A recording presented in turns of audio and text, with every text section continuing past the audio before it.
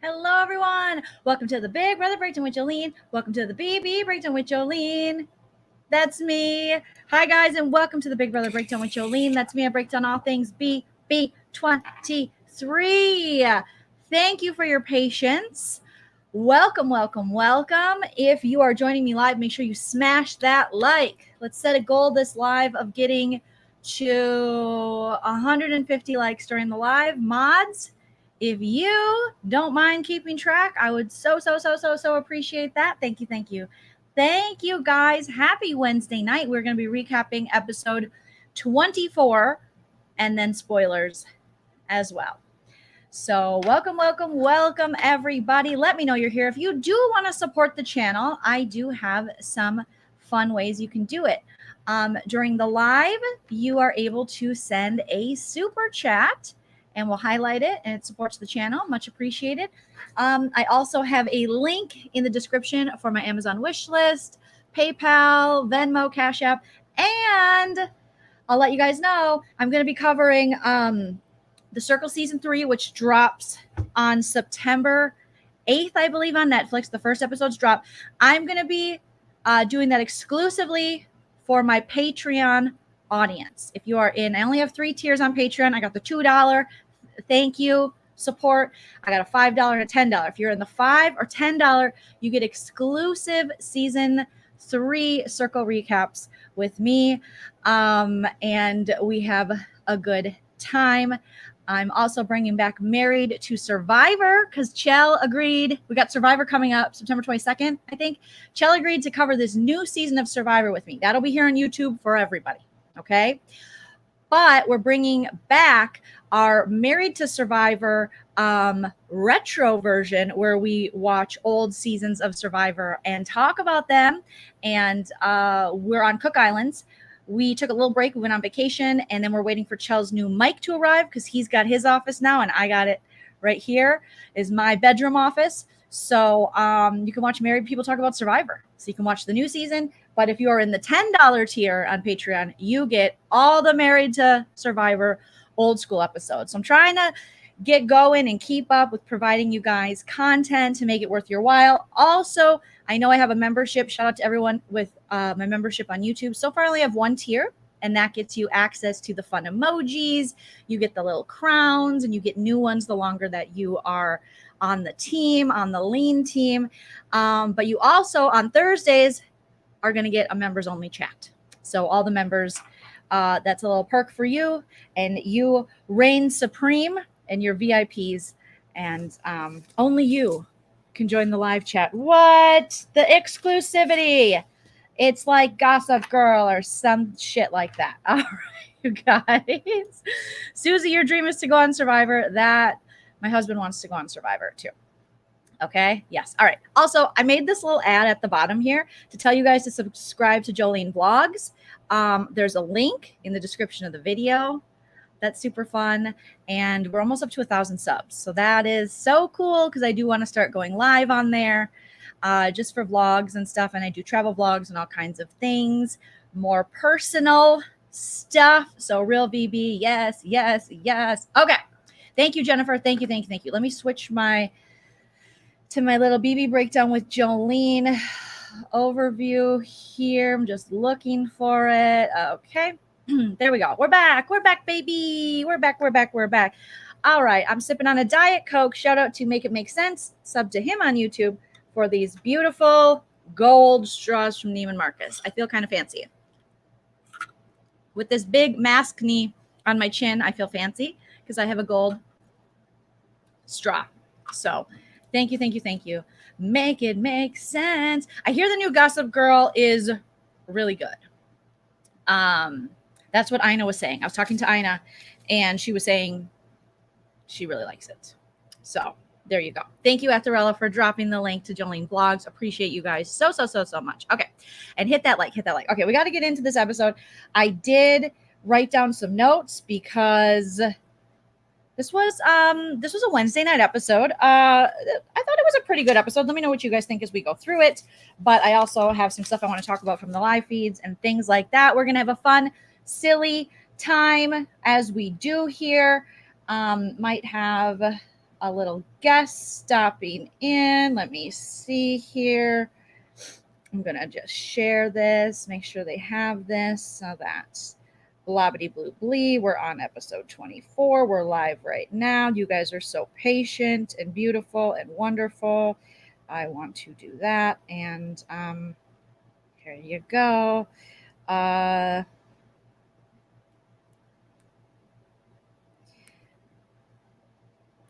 These nails are killing me sometimes because I can barely type. Okay. Send. Let's get in to it. Big Brother breakdown.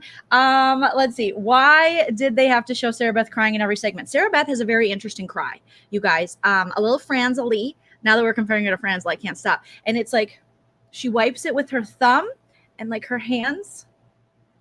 I think it's like this or something. I mean, Sarah Beth, she just, bless her heart, she doesn't know. Shout out to Chal, who's going to be joining me for Survivor. I'm so excited. Hey. Okay. Thank you, Atharella, for explaining everything in the chat. Okay. Let's see here. All right, so episode 24. We come into this episode, and it's right after Claire, the secret HOH, has put the exact same nominees on the block. Put Kyland and Sarah Beth back up because Claire doesn't know about the cookout, and Claire thinks she's helping her number one ally. It's a really weird spot for Claire to be in because Tiffany is her number one ally in this game, and, it probably would have been, as a viewer, it would have been amazing to see Claire make a really big move, not tell anyone she won the secret HOH, and switch the nominations to better her own game, to make sure a real big player goes home. But she didn't do that. So she tells Tiffany, she's like, sorry, I took over your HOH. Tiffany has to move out of the HOH bedroom. We have a little chat between Hannah and Tiffany and Claire, and it's been quite the week for them because after DX had to go, that was their main dude. Tiffany is one HOH. Claire won the High Roller Secret HOH, and then as we learned in this episode, Hannah wins a really cool veto. Props to Hannah. I liked this veto. Let me know if you guys liked it. I actually really liked it. Thank you, Avatar. Thank you. All right. So we get this. We get Sarah Beth feels like she's not likable. We get this whole edit, which is put forward to explain later why Kylan is going to go around and try to get himself taken off the block so that he can cast a sympathy vote for Sarah Beth. However, that's not truly, I think, his full intent. I think Kylan tends to play, like Hannah was saying, selfish, which in a normal season of Big Brother, and this is a normal season, but I guess in a season where we didn't have people that were so committed to getting to the six, because we've never necessarily seen a alliance that had a larger purpose, if you will. So, we've seen alliances be really strong. We've seen alliances go far. We've seen alliances get to the end together. But this one has been damn near unbreakable. Just comparing it to, the brigade or something like that. They were very loyal to each other. They had side pieces, things like that. But they got rid of my wife has fake cancer, Matt, earlier than they would have liked to. So they didn't necessarily go all the way with all the members, yet we're a very successful alliance. Boring for me, but successful nonetheless. Not my favorite, but they did the damn thing. So props to them. Okay.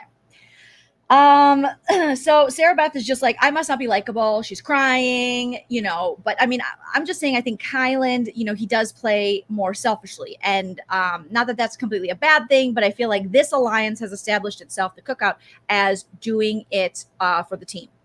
And they're very communicative about what they're going to do, who's going to win HOHs. And Kylan's been the one kind of hold up on that, where even though he doesn't need to win an HOH, some would argue you always need to win an HOH.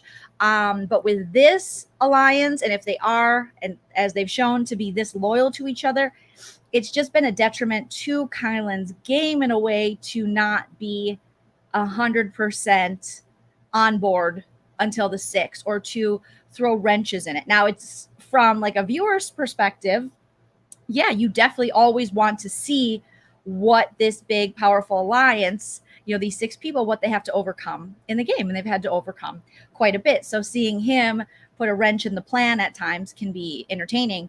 But you also wonder, what's really going on, Kai? And a lot of people have questioned, is Kai as loyal to the cookout as he is to Sarah Beth?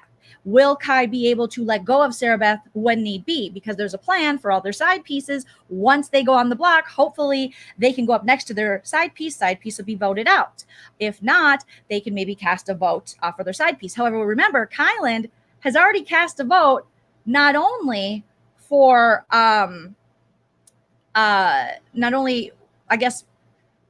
he cast a vote for Hannah's side piece, which was Derek X. So, he's got to do that. And now he wants to be selfish and he wants to cast a vote for Sarah Beth. And they're like, you don't need to go there. You don't need to be like that. Okay. Yet he is being like that. So Tiffany's not having it. Sarah Beth is crying. Like, it doesn't feel likable. It doesn't make sense to me that they would have this, this alliance. It just doesn't make sense, because it doesn't make sense. If you don't know about the cookout, it doesn't make sense. Clearly something else is going on. SB picks up on it. Claire picks up on it. Alyssa's trying her best to pick up on it. Yet they really have not been able to come together and do anything about it, because the cookout is so strong and they got their side pieces on lock. So they're covering all their bases with the strategic genius of Tiffany and Xavier, and Hannah. And the physical prowess of like a Kyland, despite being all over the place, and Xavier, the memory strength of Tiffany, and now the memory, mind, and brain of Hannah. I mean, they're pretty much an unstoppable group. Now with Derek F, Daybed, all he brings to the table is he's willing to be a pawn and he entertains them. Azza's the heart. She's the heart. I can't think of moves she's made right now other than being loyal. But we still have game left. There's still things for her to put on her resume. But as of now, Tiffany runs this thing. Tiffany runs this house. Anyone who says differently isn't probably watching the same show. But again, it's all subjective. And some people hate women. And that's what happens. That's what happens when you get a powerful woman in the house. Sometimes, they won't give her credit, even when credit's due. It's the plight of having the vagina. Okay? So, Sarah Beth crying, and then Kylan's just like, oh, he's got a tear boner, and he's like, oh God, I want to help her. I want to help her so bad. I want to help her so bad. And so he's going around trying to, after the veto competition, trying to get it used on him so he can come off the block. And no one wants to risk that, because he could pull some Kylan stuff, and then all of a sudden Sarah Beth stays. You just don't know. You don't want to take that risk. But I don't know if it's because I'm 7 days to menstruation time, but I cried almost 2 times. Well, kind of. I kind of cried this episode. Dear Evan Hansen looks amazing. Ben Platt is amazing. Side note, I saw him in the flesh, up close and personal, at a diner that is now closed in LA. And he was beautiful. I didn't know he had that hairy of a chest, but God love you, sir. Just run your fingers. Did you just want to run your fingers through his hairy chest? No? Okay. He's very beautiful and talented in real life. He didn't really speak to me. We don't know each other, but I felt like we became friends in that moment. I feel like he's going to remember me. So, hey, Ben. Anyways, so Evan Hansen is the overall theme. High school is the overall theme of this veto competition. It's a memory, put things in order, sequence, POV, and I love this kind of thing because I feel like everybody has a chance. And plus, this season has so many smarty for the parties. Sarah Beth is smart. Kylan's pretty smart. Xavier's a genius. Hannah's a genius. I mean, it is Claire's super smart, but the people you expected to do really well didn't necessarily do really well. So they have this fun BB high school. They got the squirrel as the mascot. They're putting it together, and Hannah kills the damn game. She kills it. Hannah kills it. This is how you almost get your master's degree by 21, because you're this smart. Okay. And I loved this for sweet baby girl Hannah. So the times where Kylan got 525, Claire got 627. Claire was messing up. This has not been a good week for Claire, because she said if she won this veto, she might be able to do something and switch some stuff up. But I'm thinking, that's what you should do when you're the secret HOH. Everyone knows your veto. You would win the veto if you won. But when you're secret HOH, they just should have had the secret HOH thing a lot sooner in the season. This is just, we waited too long to do this secret HOH. If this is going to be some kind of twist, you got to do it sooner. You got to do it sooner. So Kylan did 5 minutes and 25 seconds. Claire, 6:27. Alyssa, 8:14. Oh, baby girl Alyssa. But Xavier does worse, 8:29. Xavier, baby, you're a lawyer. And even he was like, I'm supposed to remember stuff. But listen, he can't be perfect. He's close, but he can't be perfect, okay?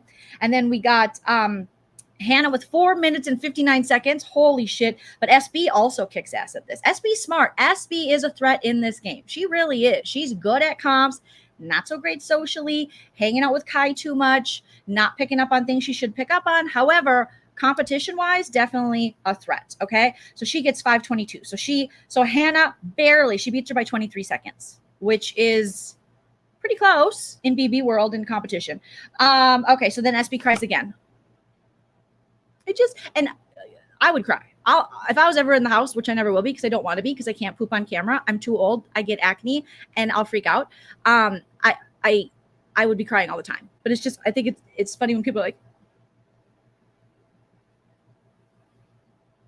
like it's like a cat, the way she's maybe SB, spoiler alert, conspiracy theory, she's part feline. She was like, I want to play this game, but I didn't feel for her. I felt for her. I can't help it. I have a heart, you guys. I have a heart, okay?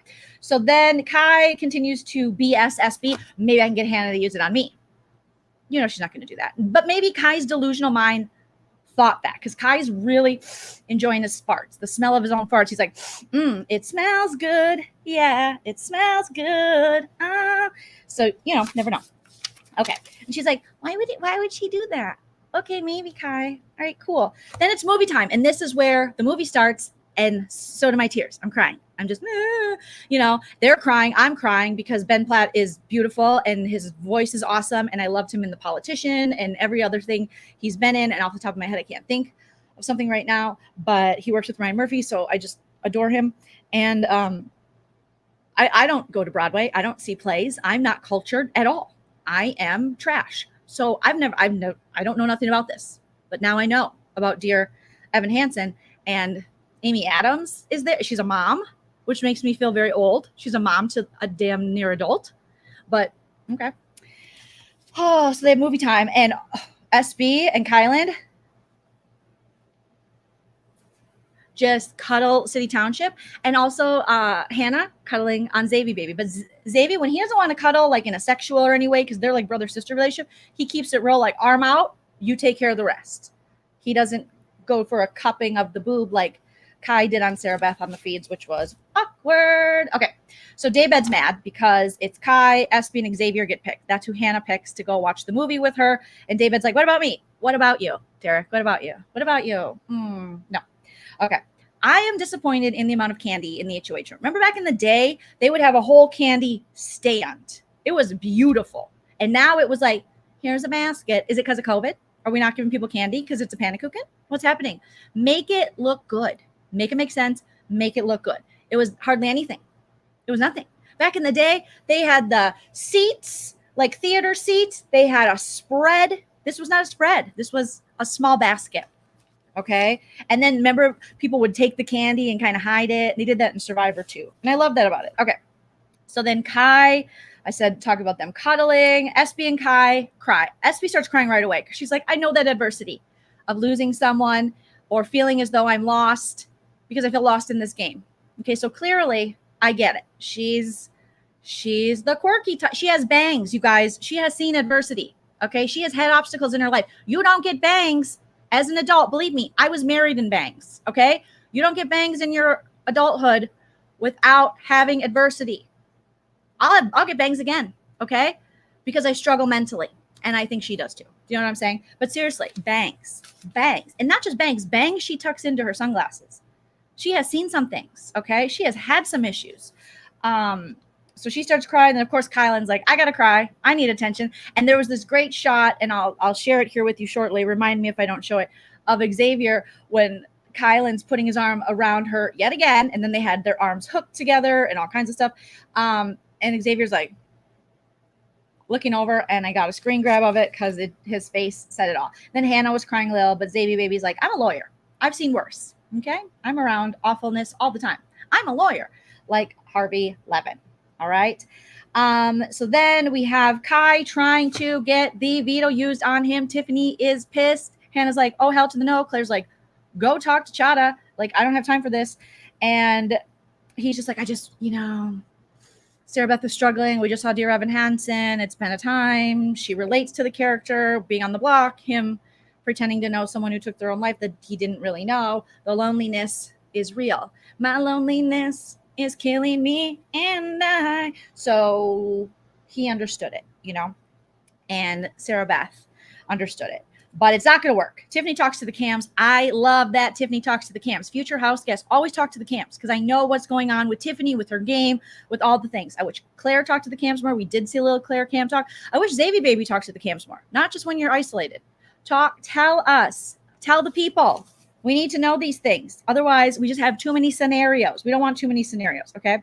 Tiff's pissed. Hannah calls Sarah Beth Sketch B. Sketch B, that's a good one. That's a real good one.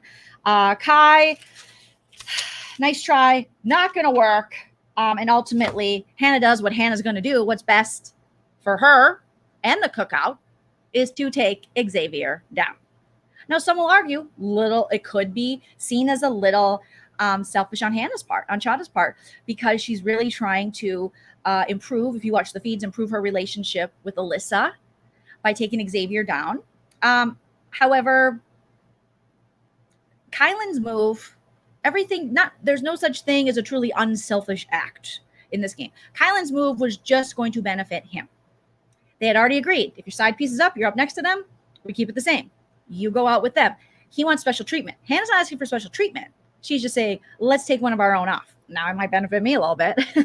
But overall, we're doing the Lord's work. You can't keep Xavier Baby up there. I kind of agree with this move. And now knowing what we know after from the live feeds, it makes total sense.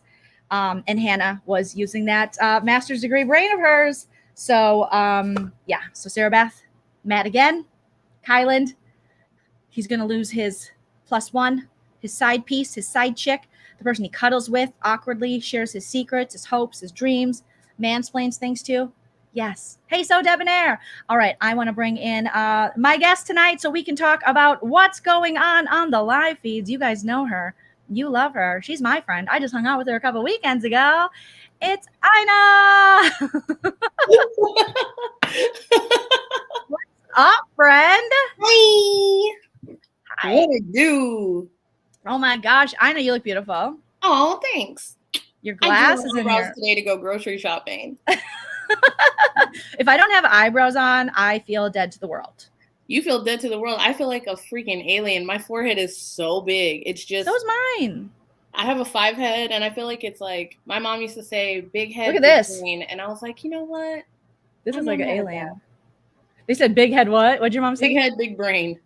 Yes, big head, big brain. Yes, everyone follow Aina. Obviously, you guys know her, you love her, you see her. She mods. She's also my co-host on a lot of things. Oh, that's chill. I was like, who said that? That's chill. My husband is now lusting for her husband because they're BFF. Now we've all hung out as couples. And so we love Aina. And go subscribe to Aina's channel. She's got lots of fun stuff coming up. And she's going to teach me more about my nails. I need those kind of nails, though. They did square for me. And I know pointy's like the thing, but... Pointy is like my mom's natural nails grew like this. So for me, whenever I see my hands like this, I look down and I see my mom. So for me, it's like pointy, or if I do square. That's like nice. Yeah, but if I do square, then I just feel like, oh. No, mom. They just feel, my hands are small, so they feel smaller, but. You guys, Aina's tiny. She's so petite and so wonderful. So Debonair, thanks for showing love. I showed up on So Debonair's, or not showed up, but I've been dropping into So Debonair's chat because he is a hardworking man on YouTube. And there was some stuff that he was letting 2 people get some beef and misunderstanding out over an Instagram thing that I had followed. So I knew what was going on. I was like, oh my God, that's Comedian Val and Sparkle Alley. Shout out to them. And they were kind of working it out. And I was watching, I was like, ooh, this is Trey entertaining. And it really was. So go sub to So Debonair. Yeah. And yeah, it's because Roy has beautiful toes. Because he showed us. Toe. His toes. Yes, real VB, a 5-head. Join the 5-head club. Okay. I just Damn. feel as you get older, your forehead Look, gets look. bigger to it. I don't remember. Yeah, And it's all the way back here. Just It's beautiful. Tyra Banks. We're use just that Tyra. headband to just reduce the strength of my forehead. I love it. All right. So I just kind of broke down overall the episode. What did you think about this episode? And then we can get into spoilers. What are your thoughts, Aina? I didn't see it yet. I haven't watched the episode yet because it doesn't come on for another couple of hours. Oh, I forget. I'm supposed to give you my, or I told you about the location thing, right? I just switched my location. I tried to tell Roy, and he was like, I don't understand any of that. And I'm like, but you're the tech dude. Tell Roy to hit up Chell. And then, well, yeah, don't forget to like and subscribe, you guys. Mods, keep me updated on our account. Okay, so you know what happened because you just heard me. Oh, yeah. And plus, while you were backstage. Yeah. I was listening. So you were listening. Okay. Tune. So I do have a couple things I want to talk about that are happening on the feeds. All right. So talking about this Chada Hannah move, taking Xavier off the block, trying to build that kind of trust back or something with Alyssa, you know, jury management, whatever it is. It worked because now Alyssa has been talking on the feeds to Hannah and they've made a foursome where obviously Alyssa and Xavier and then Hannah, and Hannah was like, oh, but he's going to pick you if it comes down to it. And Alyssa's like, I don't know. I don't really know what's going on in the game, but she knows. So then she's like, how about I'll bring Tiffany in? Perfect. So I feel like she built back that trust she was looking to build with her. So it all makes sense. I mean, Chada is, I don't think Chada gets the credit she should. Real VB, thank you for the super chat. Nice to hear you all met up. Did you post pics on IG? We did. No. There's a post that I did that has, if you scroll through, there's a bunch of us. And there's also Coco Nicole and me. And so check it out. And Aina, you put stuff in your stories, I think. It was in my stories. I think I'm probably gonna, I don't know. I need to do better with doing posts and story. I wish there was a way to just do both, like at the same time. Come on, Instagram. You can do it where you save them, like your stories. You can go back to them in little folders or whatever. Yeah. But I mean, also it's like people are like, oh, don't put it on the grid. Nothing goes on the grid unless you're old. Well, I am old, so I'm going to still put stuff on the grid. Girl, I'm about to be, well, I don't care. I'm about to be 37. Like, that's a baby. Legacy said the pink is luck. Aina, yes, she's beautiful. We love the pink. Okay. So that worked overall for Hannah, you know, her game and taking Xavier off. And she does look at Xavier like a brother and a big ally. But Tiffany's put in work on the feeds, you guys. So Tiffany is doing the damn thing to telling the cookout women, like, here's the thing. We cannot beat Xavier in the end. I feel like Xavier's kind of slipping on his control and social game within the cookout because Tiffany's been able to put it out there like no one's going to beat him. Just so you know, no one's going to beat him. He's like basically perfect as far as a jury looking at, and he's so smart. And they've all speculated he's a lawyer for weeks, a month now. Right. And the fact that he doesn't know drinks, like if you're going to go into the situation saying I'm a bartender, then when I ask you what is in the drink, you should know that, period. If you're going to be an actor and you're going to lie, have your lies have some credibility behind them. I'm a little disappointed that a lawyer wouldn't do that. Like, come on, bro. Yeah, I do wonder because Sarah Beth seems to know, like today on the feed, she was in the shower. Was that today? She was in the shower and she was talking to Hannah and she knew a lot about music and things like that and voice stuff. So, and maybe I'm not fully well-versed on what her exact majors were, but she's a forensic scientist. So maybe she minored in music. And I know there's some singing videos of her out there at Comic-Con or something. I don't know. Really? Or some like maybe some Japanese stuff. I don't know, just something Sarah Beth would do, something someone with bangs would do, you know? So I feel like I would have done that when I was with bangs. Like, I'm going to sing stuff and go to Japan, which I do want to go to Japan. They have a place where there's all cats. It's like an island. Oh, no, Cat Island. Yeah, my friends went there. I've seen that. It's frightening. I love you. If you want to me, I'm like, I support you. Yeah. But Sarah Beth, she knows things about music. And so she was talking to Hannah and she was like, I'm a, this or that alto soprano. And then she was talking about examples from a class. So I think she thought this through. SB thought this whole singing, voice acting thing through. She's slipped up a couple times and people have been like, is that for real? But a little better than Xavier Baby. So now we have so now we have also Tiffany putting salt in Xavier's game with the women, and even Oz is starting to catch up, because did you see where David Derek had that talk? He had a talk with Ozza, right? On the kids. And she's talking about Xavier, and I don't remember, I'm just paraphrasing, but he basically gave her the tough love that I think Tiff has given her, and other people were like, he's just not that into you. Right. But he made it like, look in the mirror. That's why he's not gonna, like, almost like he doesn't date black women or something like that. I think he was being very, I saw a clip of this. I didn't see it in real time. I saw it on Twitter. And so a lot of people were praising Daybed for this. And I was like, what are your thoughts? Because he did say something, correct me if I'm wrong, chat, but I think he was like, I forget exactly how the conversation went down, but it was like, turn around and look. And she was just like, and she was looking at herself. So this is what I'm going to say about that. I have not seen that clip. If I did, I would not. Okay. I feel like the same way I felt when it came to Christian trying to butter up Brittany and be all cuddly on the hammock, like, oh, I'm going to need your vote, and I'm going to need you to go get Ozza's vote. I feel like X does that with Ozza. And I feel like it's definitely, for me, it's gross. Like, I find it gross. Like, if you're not into somebody, don't play them. Like, she's into you. Right. And she's heavily into you. To me, it seems like he's like, okay, if I can get her to at least believe that outside of this house, there's a possibility, at the very least, I'll get that jury vote. That he gives me grimy vibes. And I know nobody wants to hear that because everybody loves X. I don't really like him. You don't? Tell me reasons. Why don't we like X? Like him. I don't like that behavior with Ozza that is very, like, disingenuous from an outside perspective. I'm not in there. I don't know.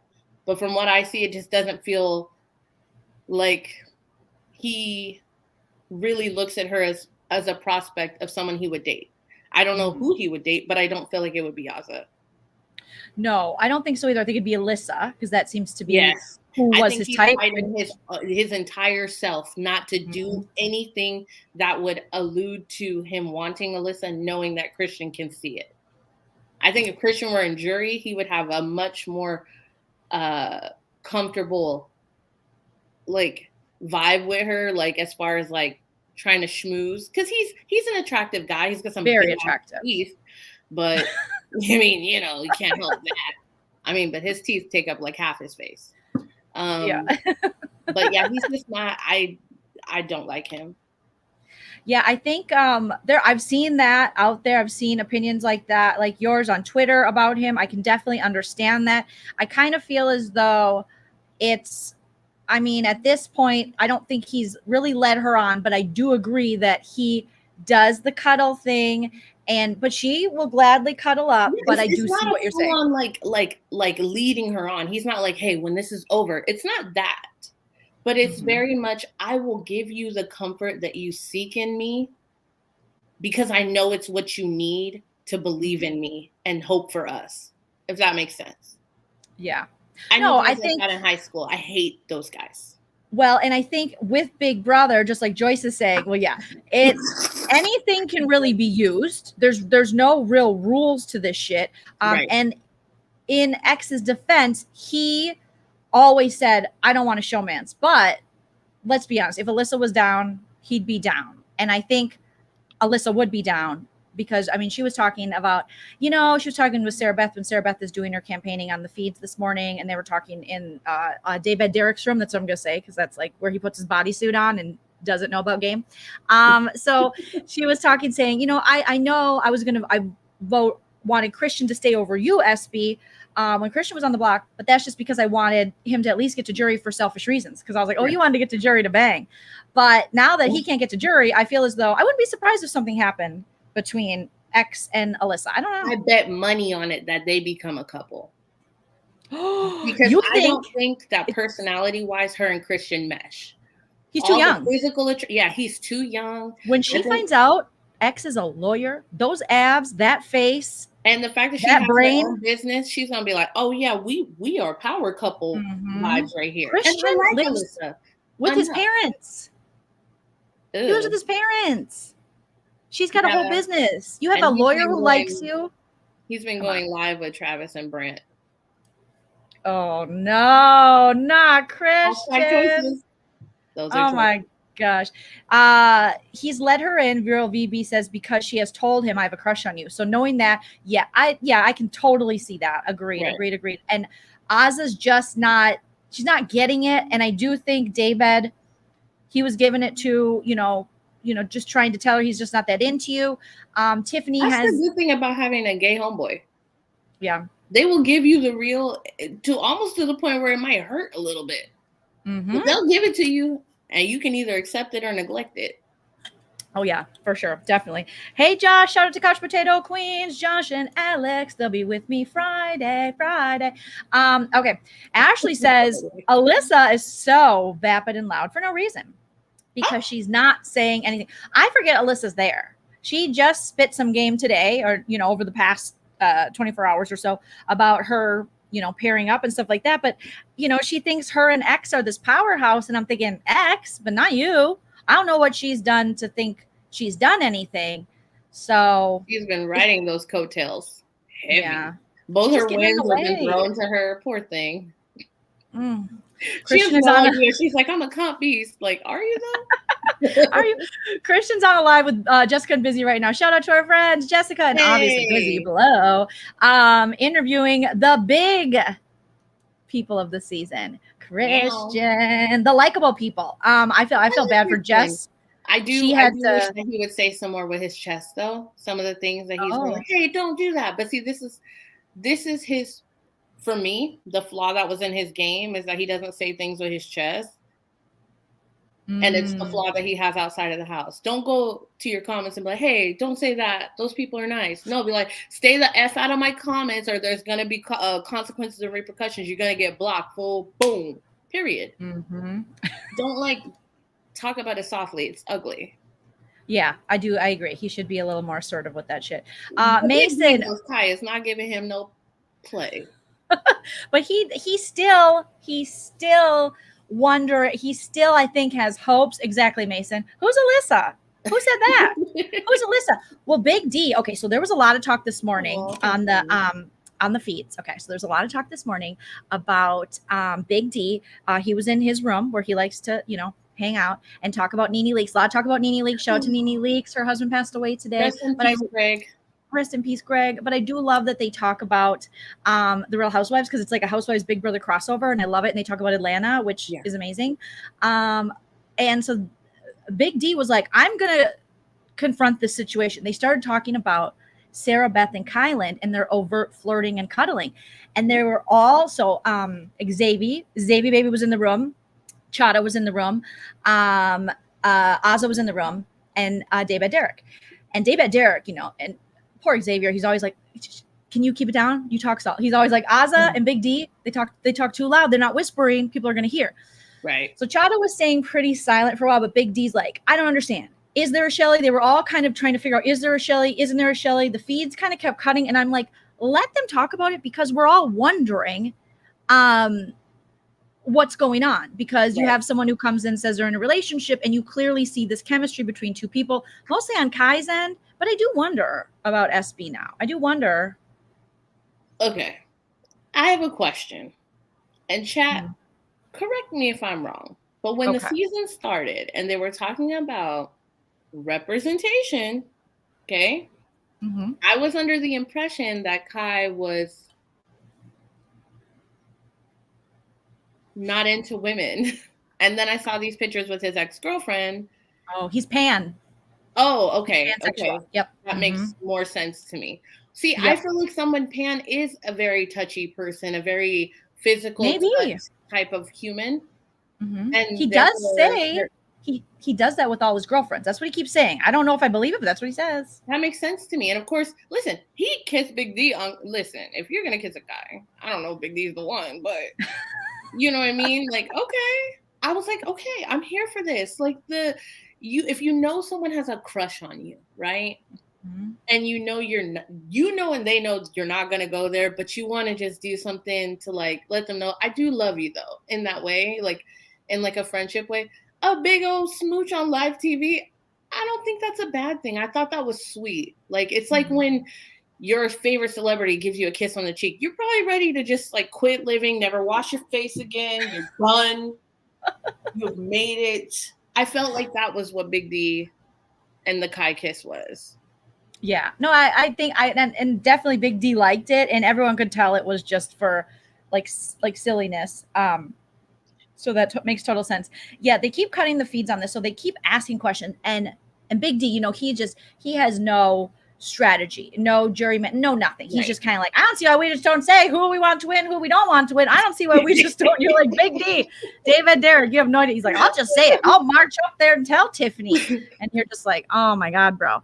And it'd be more entertaining if he wasn't such a misogynist. I would appreciate Big D so, because there's times where I'm like when she got the Beyonce Lemonade album and he freaked out, and it was like so funny. And there's moments where he can be funny, but the misogyny is just too much. I think I don't know the guy, right? But my assumption is it's less about misogyny and more about him trying to figure out what's the way to navigate himself to the end. Make a target on the women. Does that make sense? Because from the intro videos, like two of his best friends are female. Mm-hmm. And I feel like his idea is like the only way I get to 3 is if I make them look like they're doing the most. They can't win anything. They're not contributing. They're just gliding along. That's my thought process on him. I guess that could be true, because I was thinking, like, you would think if he thinks the women are so weak, he would roll with them and not want to go up against these 2 guys that are really good at comps. I mean, Kylan's winning a lot of stuff. But then again, Big D's delusional. Daybed, he thinks he's really good at comps. He was saying, when are we going to get a what was he saying? He was like, when are we going to get a strength comp? This isn't the strongman competition, sir. What are you talking about? You think you're going to have to lift the house? But this is partially America's fault, because America shouldn't have been giving him $100 every week. Yeah. I'm blaming whoever's watching, because I didn't vote for him not one time. I make that very clear at all. It had to be casuals. I think he's getting such a good edit, and they're like, oh, he's fun. And he's not, though, because he gets really angry only at the women. And the vitriol he has for Tiffany is just ridiculous. It's almost like he's never been around a strong-minded, assertive woman who's strategic. Like, he's so threatened by her. I love Tiffany, right? But there are moments where I see myself in her, to the point where I'm like, ooh, we do act like that. Where she's just like, she'll get down, like kind of squat down, like when they were in the look, I gotta show you guys, like down like this, talking crazy and doing all this. That's me when I'm pissed off. Like it's all of a sudden I have a sack of balls I need to protect. I'm like, what's up? What's up? And Tiffany very much gave me that. And I feel like he's not used to women being like that, which is on him. Like, you get around more women. Like, this is grown. She don't have time for these little kid games. Exactly. Like, she's grown. So maybe he's not used to hanging out with grown women. Because Tiffany's at a point now, she's not gonna, like, she's a fan of this show. She's a super fan at that. She's super smart. She's not going to play these little baby games. You know what I mean? She knows what she wants, and she's delivering. I mean, she is running this house, and anyone that says differently, I don't understand. Delusional. You just must not like her. That's fine. Right. But even when I don't like people in this game, I'll usually say, I don't like them, but they're doing this. But if you don't see that she's running shit, you can pick her apart and say this, that, and the other thing. We can pick everybody apart. But she's running shit. Right. You just don't like it. That's on you. You just don't like it. I love her. Great. I love the way her mind works. I love when she gets in strategy mode and she's like, all right, go get the chessboard. I'm like, oh, girl, get it. I miss her and DX's talks. I know. They had a really special bond, and she really coached him coming in here not knowing anything. And his likability and sense of humor, I think he could have went a way that wouldn't have been as good for him. Looks wise too, to America and things like that, or just to fans. Maybe to casuals fine, but to people that, fans that watch the feeds and stuff, had Travis been in the game longer and had he went down that road of like the brodom that could have happened had we not had the power of the cookout, we would see yet another season of misogynist dudes saying awful things and just ugh. But Tiffany and his relationship was just so cool and unique and fun, and she was willing to help him, and then he helped her in return, and it was a great give and take relationship there. America hates women as much as daybed. Terry, you're not wrong. You're not wrong. It's very difficult for America and Big Brother fans to like women unless they're Jordan Lloyd type players. The same way. Her. You have to be very passive. You got to be like the America sweetheart. That's why Franzel struggled for so many seasons. Had she just owned her gameplay, because then even the casuals kind of turned on her a little bit because of the Ian stuff. But had she owned her gameplay, but I don't think she felt like she could, because we just don't accept that from our female players. Now, later down the road, you'll have super fans and things giving people credit where credit's due. But, I think it took too long for people to recognize the greatness of like Danielle Reyes, of even like a villain like Rachel Riley, Vanessa. I just think these women were so quick to be like, she's a bitch, she's this, she's that, she's problematic, she didn't do jury management stuff. It's like, just because they are choosing to see something in her that isn't the truth doesn't mean that falls as a fault on her. Right. So I think that's been a struggle for Big Brother for a long time. The misogyny is definitely real. I mean, Les Moonves ran CBS for how long? The effects of that are still lingering. Okay. Julie Chen has picked up that second last name, and nothing's been the same since. Facts. But I will say this edit this season it's been good for me to watch because it's balanced. Like, you have the like Xavier in the DR, like we're grilling people, and like, he doesn't give a damn. He does not care. He doesn't care at all. But then you also have the balance of like how it's hard on people like Chada and Tiffany, and they're really experiencing a lot of woes in this season because they're doing something bigger than themselves. It's a lot, but I really love it. Yeah, I do think the edit for Tiffany, I don't think it's fair, the edit they're giving her compared to what they're giving Daybed. Well, yeah, I don't think he deserves the edit of the century whatsoever. No. And also Alyssa, you would think she's in the game. You would think she's got a shot. You would think she's making moves, but it's like every time I see Alyssa, she's laying on Xavier. Exactly. Or laying across from him talking to him. She doesn't really interact with anyone. That's the thing. Ozzy gets so much shit online for just, laying in bed or whatever. But Alyssa's laying life on these feeds lately. With the Mighty Ducks talk? Did you hear the Mighty Ducks? I was like, girl, yes. Did you hear the Mighty Ducks talk? The Mighty Ducks? Yeah, how she was saying she is a huge fan of the Mighty Ducks and Emilio Estevez. I mean, she's so random. I love it. So entertainment wise on the feeds for conversation, stuff like that, when they do their improv shit, like when she was teaching people how to do like a Nigerian accent, stuff like that. Like it was. I love that. That conversation was so great. I said so once Brittany left, we would see a different Azah, and I'm so glad to see it. Yeah. Her energy is different. Her relationship with Tiffany is different. I'm living for this because I want that for Azah. I want her to be seen as the human being that she is, instead of like the empath that she had to be for somebody who was sucking her dry from all of her energy and love. Because Brittany was a lot. She was a lot. And it's like, if you are an empath in that, and I didn't understand for a long time, like, why are they treating her like she is a kid? She's a grown woman. She's got a whole TikTok following. That's not a Christy empath. Yeah, that's not a fake one. That crazy person. Well, and I love to see it with Tiffany and Azah and Hannah when they're around each other, because they are talking about trying to get, like, they're finally talking about, okay, we need to get to the end together, and none of us can beat Xavier. We know you like him.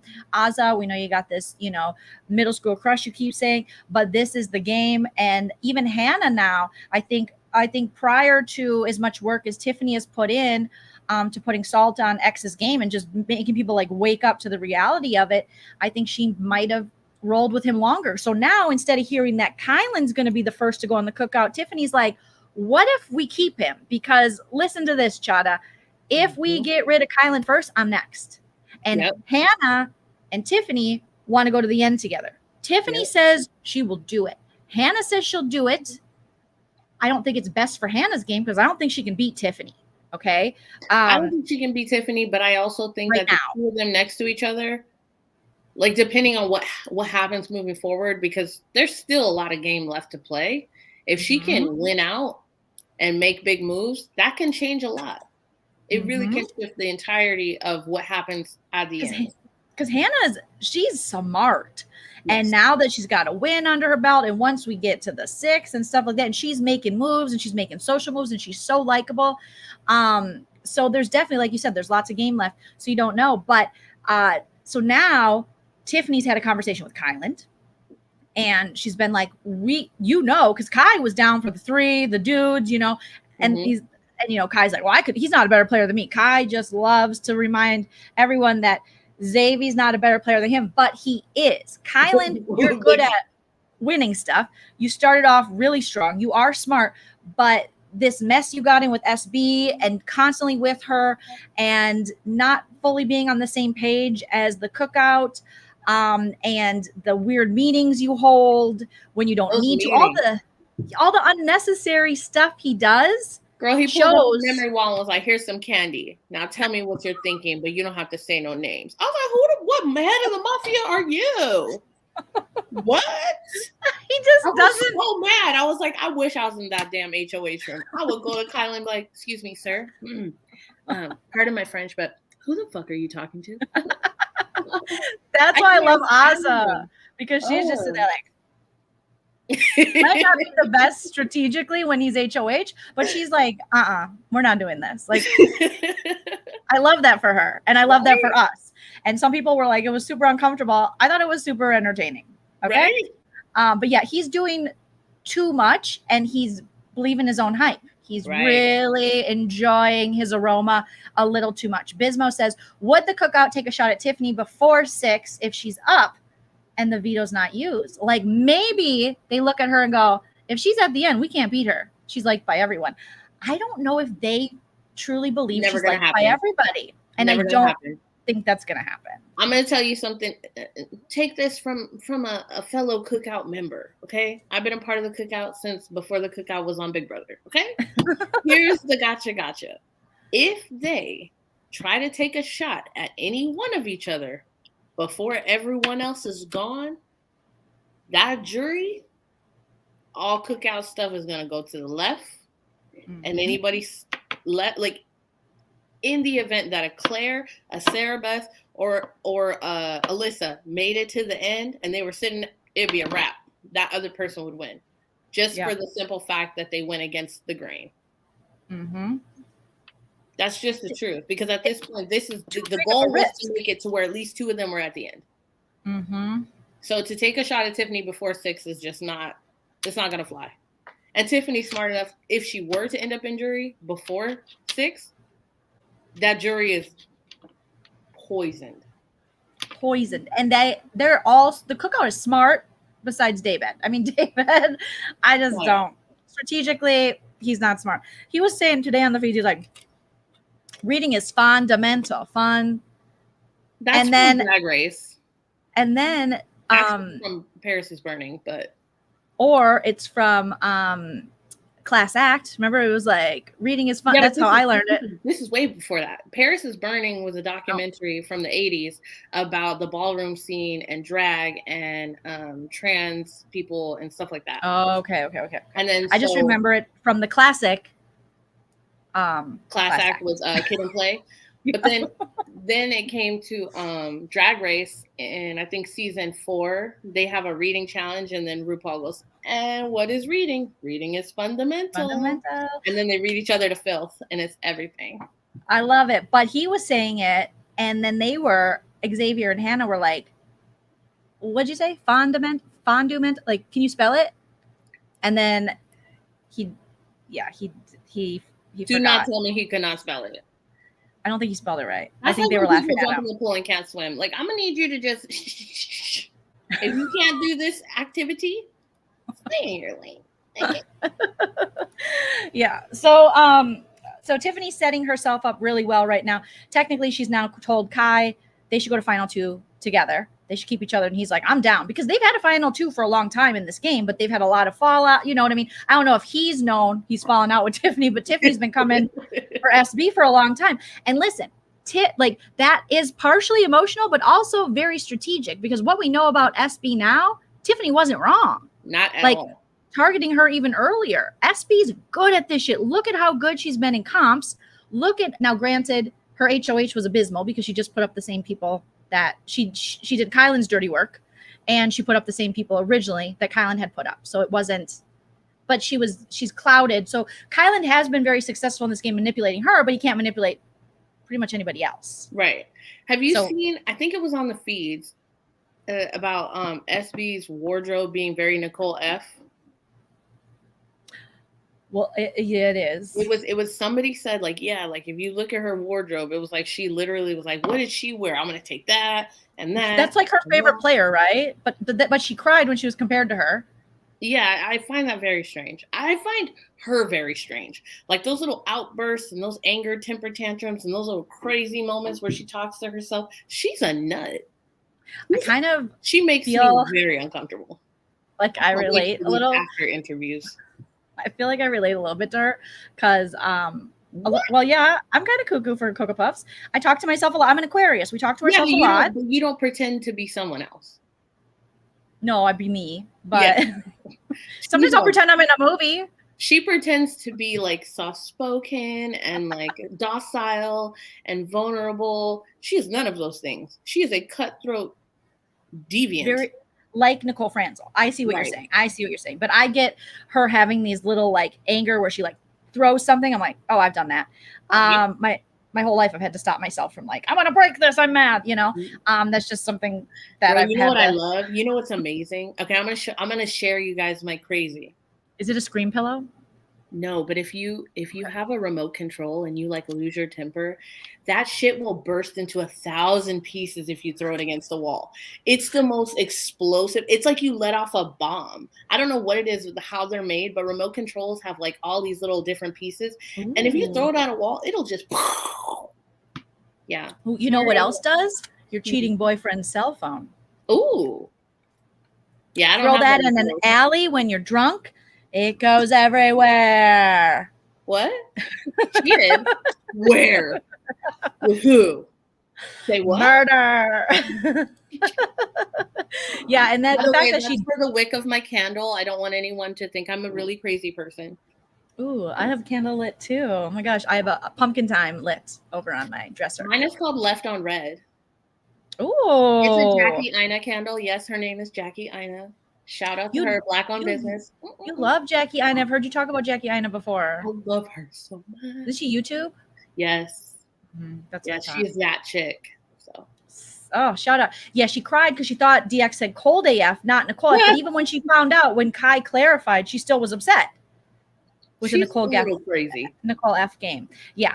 So okay, so Tiffany's set up really well. She did tell, I believe she told the cameras then, like, I'll take Chada. Like, I really do want to go to final 2 with Chada. She really loves her.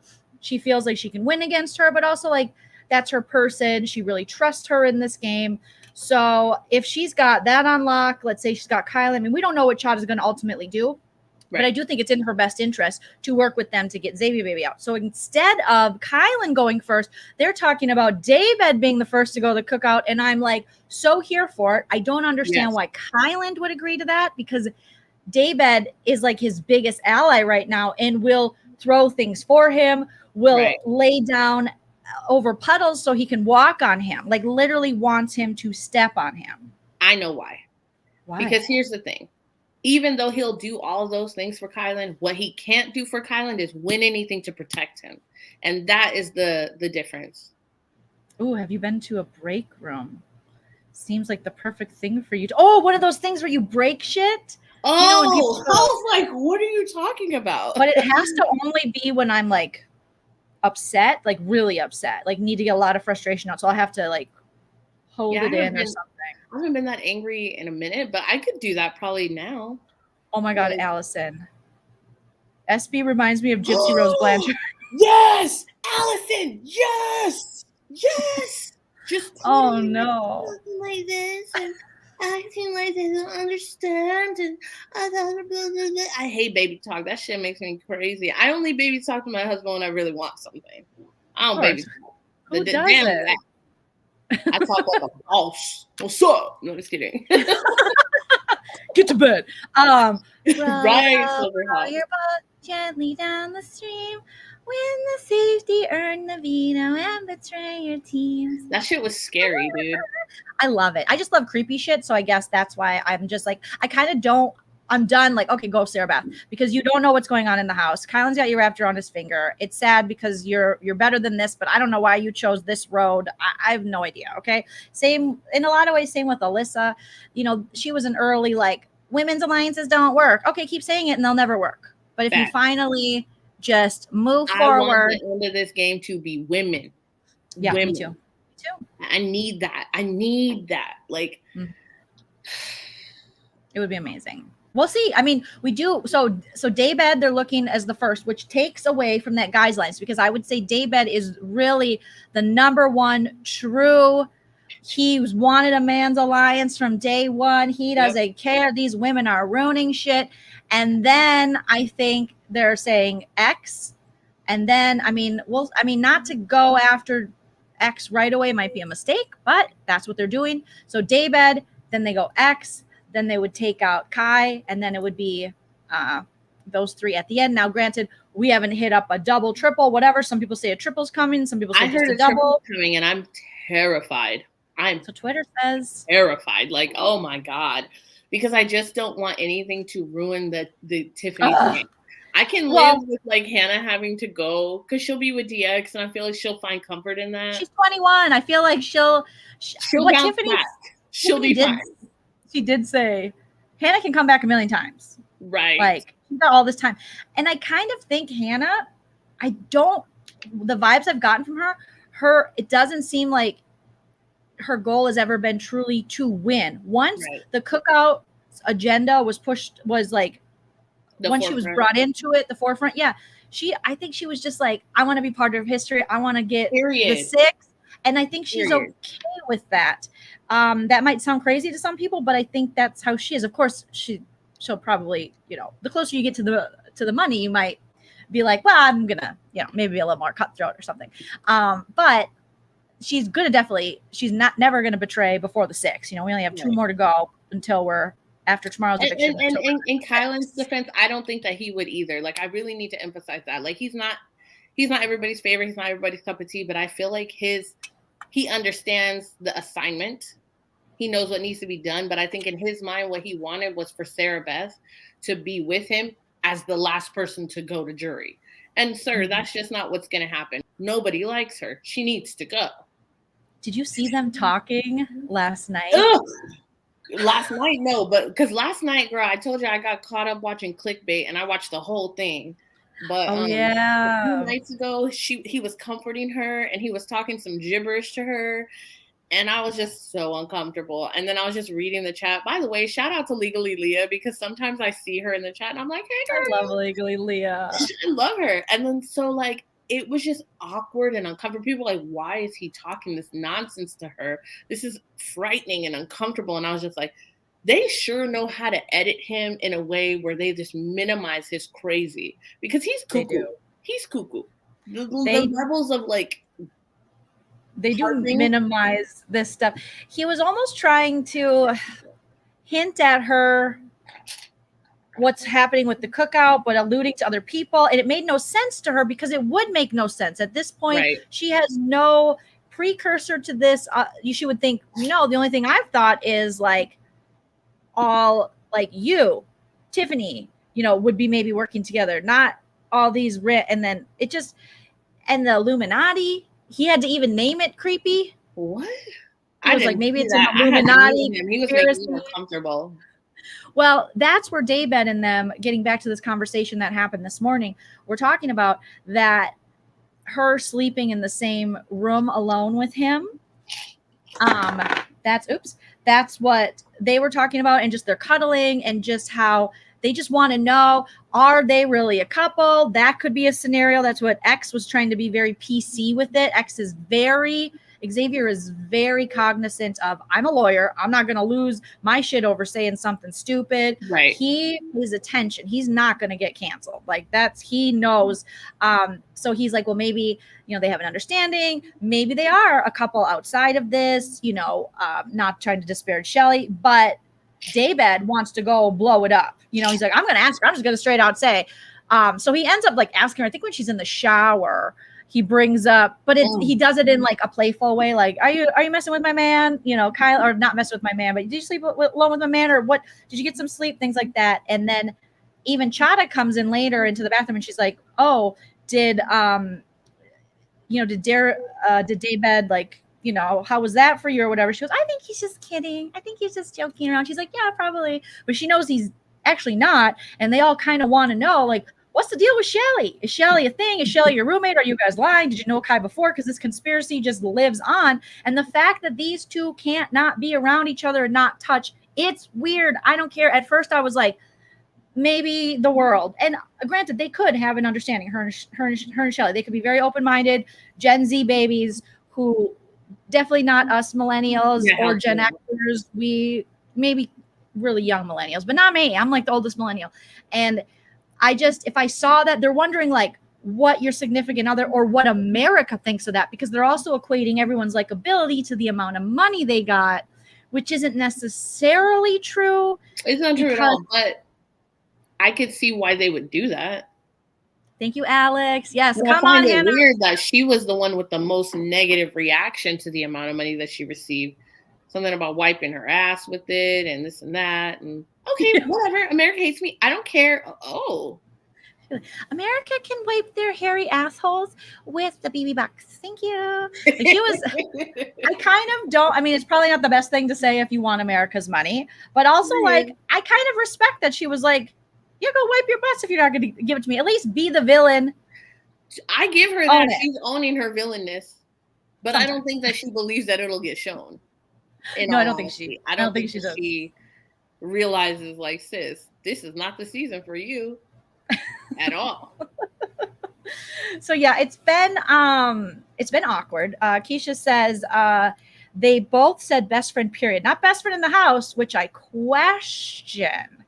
We want to know. I do appreciate Daybed trying to get to the bottom of it, because if you're not going to be strategic and you're going to be a misogynist, at least can you be sneaky and try to find out about the little gossip inside the house, because I'm here for that too.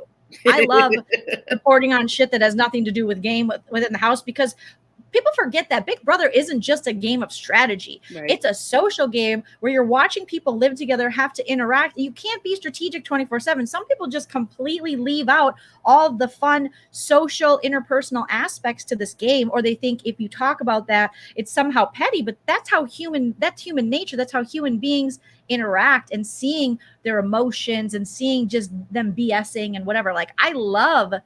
That's a huge reason I watch this show, is their relationships and the emotional aspect. Right. So, and I think you and I were both alike on that kind of stuff. Absolutely. The way that they interact with each other has directly affected the way I feel about them. Yes. You're an asshole. I don't want anything to do with you. I don't want you to gain anything, fortune, or clout after you leave this show. I need you to get on with your life. Goodbye. It was nice knowing you. Bye. I definitely pick based on not only whose game I like, but also who I like. And sometimes I like people and I don't even like their game. But in a lot of the social BS gossip part of it does play in to game and strategy. Absolutely. And can make you a target or not make you a target. So there's so much more that goes into this game that I think people forget. They think these humans just go in there and become robots. And it's no, you can have a great strategic game, and all you got to do is have a couple bad conversations on an interpersonal level, and you just fucked your whole game up. Bye, Whitney. Oh, seriously. I mean, it's happened tons. Sarah told Tiff and Big D that Shelly lives with her folks 3 hours away. Well, that's a long ride, but that's young people stuff. Very long ride. That's 20 something relationship stuff. I'm not dating nobody 3 hours. I'm sorry. Yeah, I'm old. I just look at that shit like a waste of time. Like, huh? No, it's So No. yeah, there was just fun conversation this morning about that and about Shelly and what Kylie's doing. Because how can you be in that house and not be like, what is going on? Why are these two really? I can kind of see how that conspiracy that they were America's couple or in a relationship, how that went through the house, because these two cannot keep their hands off each other, and it's been at the detriment to both their games. Had it not been for the cookout, Kai would have been gone a while ago, a long time ago, for his antics and stuff like that. And only if Sarah Beth, I have a feeling, now let me know what you think, Ina. I have a feeling Sarah Beth is not going to recover very well from finding out about the cookout. She'll be probably one of the people who holds the biggest grudge, in my opinion. But in the end, the only person she has to blame is herself, because you can't just be shacked up with one person 24/7, whispering, sharing stuff, and not expand your game. Again, the social aspect of this. I think that expanding her game wouldn't have changed anything. She's just an untrustworthy person. She gives off this vibe of not telling the truth. So at the end of the day, all she really has is Kai. You know what I mean? She's burned the bridges that she needed to build a long ass time ago. And it sucks for her. But I just feel like if anybody is bitter, it's going to be their own choice. Like, because I don't recall in any seasons anybody just being bitter like that. Someone outgamed them. This is outgaming at its finest. It's outgaming. It is beautiful to watch for those of us who understand the game. I'm into it. I'm here for it, because they don't even really like each other. That's the crazy part. They really don't get along like that. So for anybody being like, they're just getting rid of people because they're not black. Well, that's not actually true. Because here's the thing. Frenchie was chaotic. Travis was a casualty. Not there. Brent was a misogynist. Christian was a threat. Whitney was a dud. Sorry about it. That's the thing. Nobody in the house, even Claire being the super fan. Let's make that very clear. Brittany was a mess. She was messy. What did Maddie say? The scream crying. Shout out to Maddie, Mad Rosie.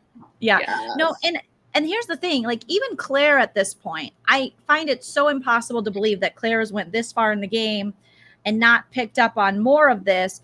And it's like, it's only 6 people. We've dealt with 6 people alliances before, and people have broken that shit up. But there's almost been not even an attempt to break this up, because the strategy is so on point with this. And I know they're not the first alliance to have side pieces and stuff like that, but they're doing it so well, and they're staying in communication, even though they can't really always. They finally were able to meet all and put their hands in the middle and stuff like that. That was so cute. I cried a little bit. I'm not gonna lie. I cried a little bit. It wasn't because it's crazy. We've never had a situation where an alliance really hasn't been able, a 6th person hasn't been able to ever. You compare that to like Grateful Hateful, and you're like, or even the committee. Right. They're holding whole sessions and talking about get the F out, slamming doors. Like, you can't be a part of this. Exactly.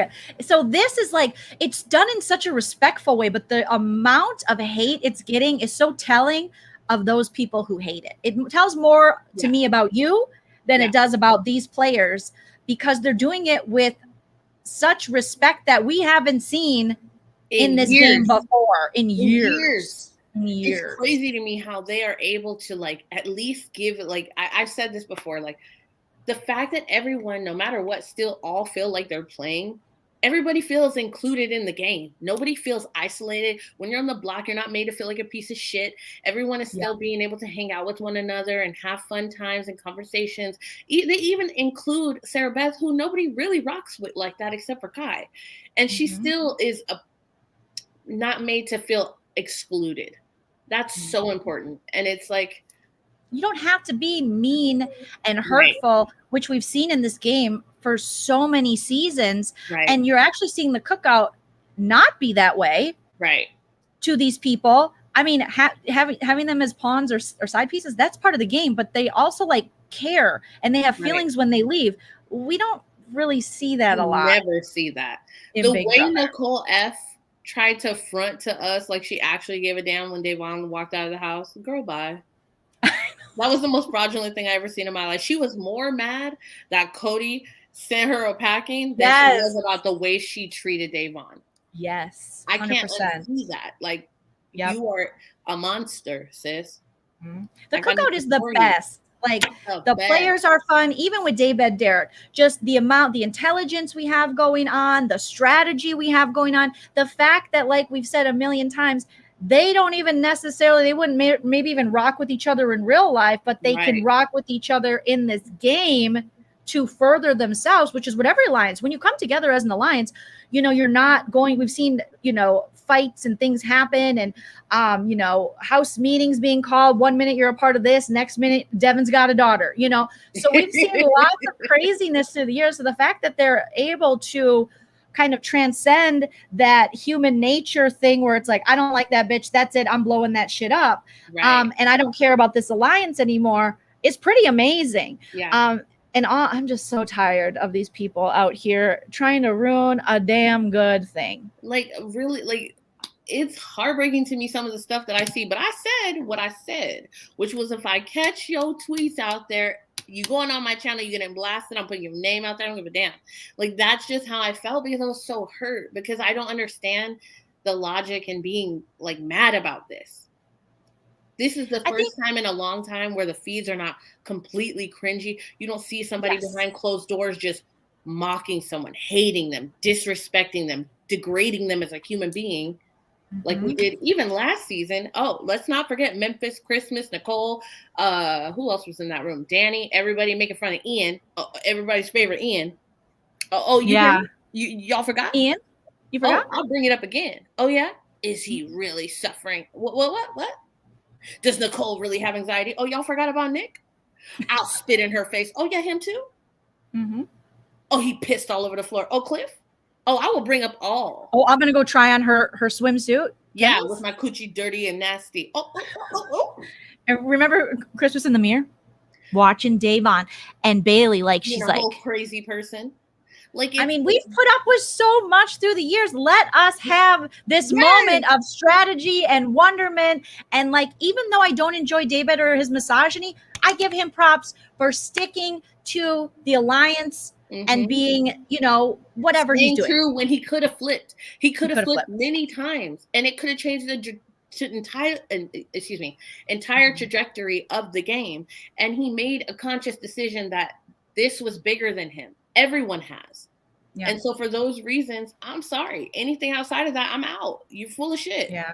At this point, there's no reason to even try to explain to these people. They're being willfully ignorant and they're choosing to see it the way that they want to see it, to push forth whatever propaganda they're selling, whatever they're putting out there, or hate they have within them. So there you go. I mean, there's really not, it's been explained so many ways, and this isn't the first time we've had a powerful alliance. And if anybody here is visiting and this is your first time to the channel and you have a hard time understanding, there is a absolutely brilliant video on Twitter with Puya from RHOP. Rob has a podcast. Shout out to Rob has a podcast. It down so eloquently without any negative emotions. I don't know how to do that right now. I love watching Puya. I think him and Taryn should go live together. My favorite people with Taryn is Taryn with Taryn. I like a Taryn alone or with Puya. Those are my, I'm trying to think. That's my two, but those are my favorites. Yep. That if I like. get divorced, I'm calling Puya. I'm just saying. Fridays with Puya. Yeah. I would actually love to see, wouldn't you love to see a crossover of Maddie and Taryn? I would love that. Why is this never happening? Let's see if he'll join us for a live. I don't know if that's like crossing the line, but he can always just say no. But he can say no. He's like, y'all get too much drama. Yeah, he's like, we got 80K over here. What do you got? 21.4? Not that I counted, but 150 people. Yeah, it's okay. I don't mind it. It's Jacob so personal. Have you seen Jacob yet? Jacob is great too because Jacob is, people say he brings out like a silly side of Taryn. I feel like he's like us where he's more, I know he has to like watch himself because RHAP, they have a brand. It's kind of like when I go to Nerdtainment. I know Sarah's brand isn't me. You know what I mean? Like I'll just talk about vagina randomly. And that I respect Sarah as my friend where I tried, people go, Joleen, you're on your best behavior. Well, because I love Sarah and I don't want to hurt her brand. And I know what she does on her channel. She keeps it real clean. And I feel like RHAP is like that as well. So I know Jacob, I feel like if he was with us, he could have all the fun, but he already has fun. And then also Chantal, I like her too. She's fun with Taryn and also fun with Sarah. So Maddie here, please. We've reached out to Maddie and Janet, but they don't really collab. They said all the love, like we love each other. I got their book, buy their vegan cookbook. It's amazing. It's on Amazon. It's air fryer, and I'm gonna send it to my cousin because she just became vegan. Vegan. No, vegetarian. Either way, she's in that family right now. I've decided I'm going pescatarian for a little bit. Just to kind of shed some LBS because your girl is kind of suffering from FATs. Me too. I got the FATs too. I got the FATTs. I went to the grocery store today on an empty stomach. I was like, this is a terrible idea. But Maddie and Janet were basically, I think Maddie was just like, we don't usually like collab and go live with people. And that's it. But Maddie says the loveliest things about us. And obviously Maddie and Janet are the OGs. Like to me, they started this. Everything. I agree with you 1000%. Like I remember. So, I love them. Coming and like going back in their channel, like, oh my God, they've been doing this forever. Like, I love them. They're great. Real BB, good catch. I think they do have a bathroom door because of the Christmas psycho stare. That makes so much sense because I've often wondered, like, why are we adding a bathroom door now? That makes a lot of sense. Yeah, because that was weird. I will never be able to unsee her crazy. Yeah, Boxing Day, aka Felon, the Felony, Halloween, all the names. Tammy loves Ina. Make sure you guys sub to Ina mods. Feel free to drop Ina's link in the chat. Yeah, Maddie and Janet are the OGs. Like they're the best. Maddie's updates hands down. Maddie gets to the boom, boom, boom. Her and Taryn, they clear the board with just how boom, boom, boom, boom.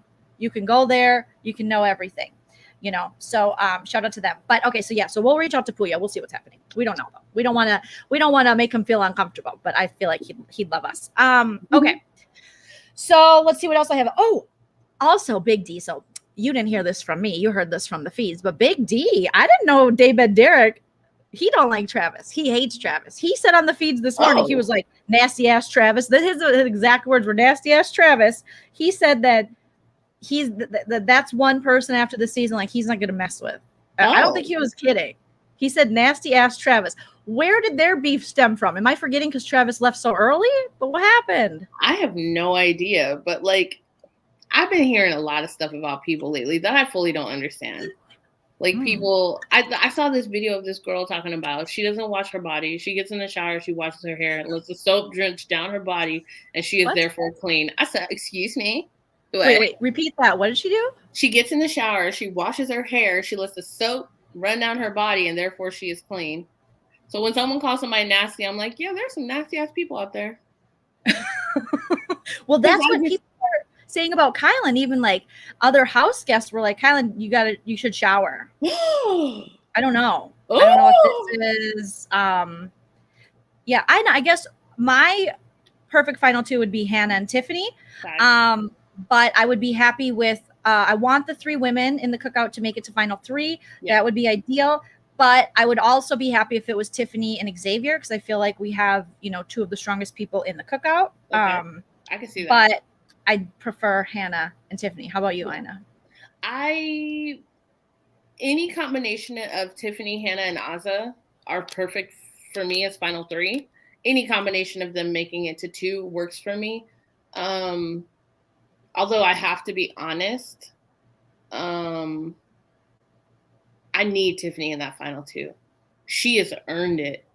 She has made the proper moves and not even like she was making moves when she was not in any power. That's the thing people don't understand. When you can make moves while you are sitting back doing this, that in itself is such strong gameplay for me. Mm-hmm. And I really want to see her in the final 2. That just would I mean do so much to me. too. Like next to anybody. I don't even care at this point. I just want her to make it there because she deserves it. And I never say that about people. I hate the term like they deserve, but at it's so subjective and like what. But it's like at this point, she has literally done everything needed to be done to get to this point. And Hannah, like figuring out that Claire had to be the one and only to win that coin flip, was brilliant. Mm-hmm. They're thinking about stuff. I know that people want to paint them as not smart, but it's not working. Haru says it's a white girl talking to this white guy, and they laugh and look at her crazy. Is that the shower thing you're talking about? What? Where she lets the soap run down? Yeah. Sorry, we went off on something else. I got all confused. I was like, wait. We're what happened? We just moved on too quickly. For me. I was like, who? I'm sorry. Like, I use exfoliating gloves in the shower, and I also use a different exfoliating little scrubby pad for my face.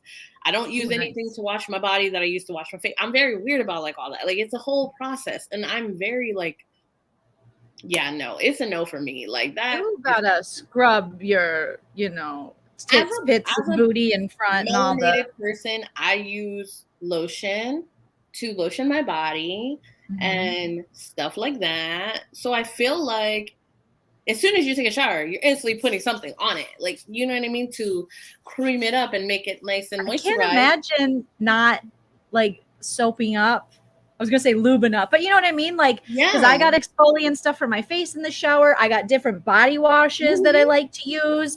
So I use 2 different body washes. Me too. I found old school Noxzema when I was up in that cabin in small town Wisconsin, and I got a big jar of it, and it kind of stings, and I don't know, but there's something so good. It stings so good, so I'll do that first, and then I'll exfoliate. I don't know why, but then I have this like exfoliant stuff that I do, but I just put the Noxzema all over, and it hurts, but I feel like sometimes I want to cry, but that's what I've been doing.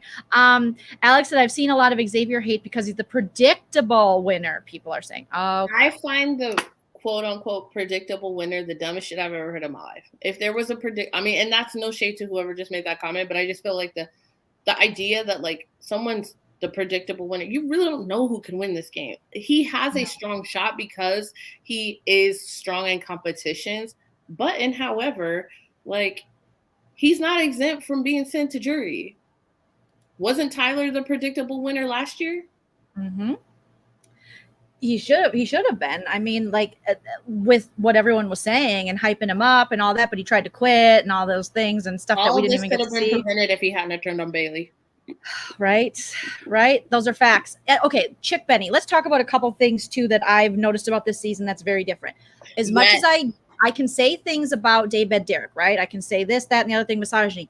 Clean, cooks. Like, the house is kept so much cleaner. So maybe someone said in the chat, maybe the Travis hate was because Travis was so dirty. You know what I mean? The disrespect. Also, I am loving that people get called to the DR, and guess what? They just go to the DR. They might put a little something on. But remember when we did the Holly Beth beat? Like, she took 17, and we've seen a lot of seasons of this where they beat their face for like 19 hours when they call you to the DR. Get to the DR. I love that we see, like, you okay? I just lost my earring. I grabbed it with my fingernail and it just shot off my ear. I was like, what happened? So it's so refreshing to see people like actually, Claire will go fresh face, Ozzy will go fresh face, Tiffany, like, I feel like we're not seeing, I mean, I hated, it was like, Holly, please go to the diary room. No, it was, and then she'd sit on her bed, camel toe and all. 7 hours later, she's here, right, with the face that don't even look. I get it. I put on makeup and I can look like a totally different person. But can we please speed this? Everyone's got a quick, I'm running to Target look. Get a run into Target look going. But a lot of that has to do with like, those are Instagram people. Those are people who live in the filter. And listen, you can go check out my Instagram. I don't give a damn. I'll put a filter on. It'll be cute too. However, I don't live in that space. That's not where I live. Because I know that that's fantasy and not reality. You know what I mean? Like, I find it very strange that some of these past house guests just have to layer on layer on layer. And listen, How do you not know how to do like a 10-minute beat? I mean, if I got to go live real quick, I get just, you got to get some. This is my 5-minute beat. It looks great. Or frames. Hey, seriously, with great hair, a little accessory in the hair, hoops. I mean, I didn't line the eyes today. I tried my best to cover up the zit. Make sure you got some kind of like either highlighter or bronzer if you're like a ghost like I am to make yourself look alive. And then you go. You just get some Scara on, or you're going to scare people if you don't got enough Scara.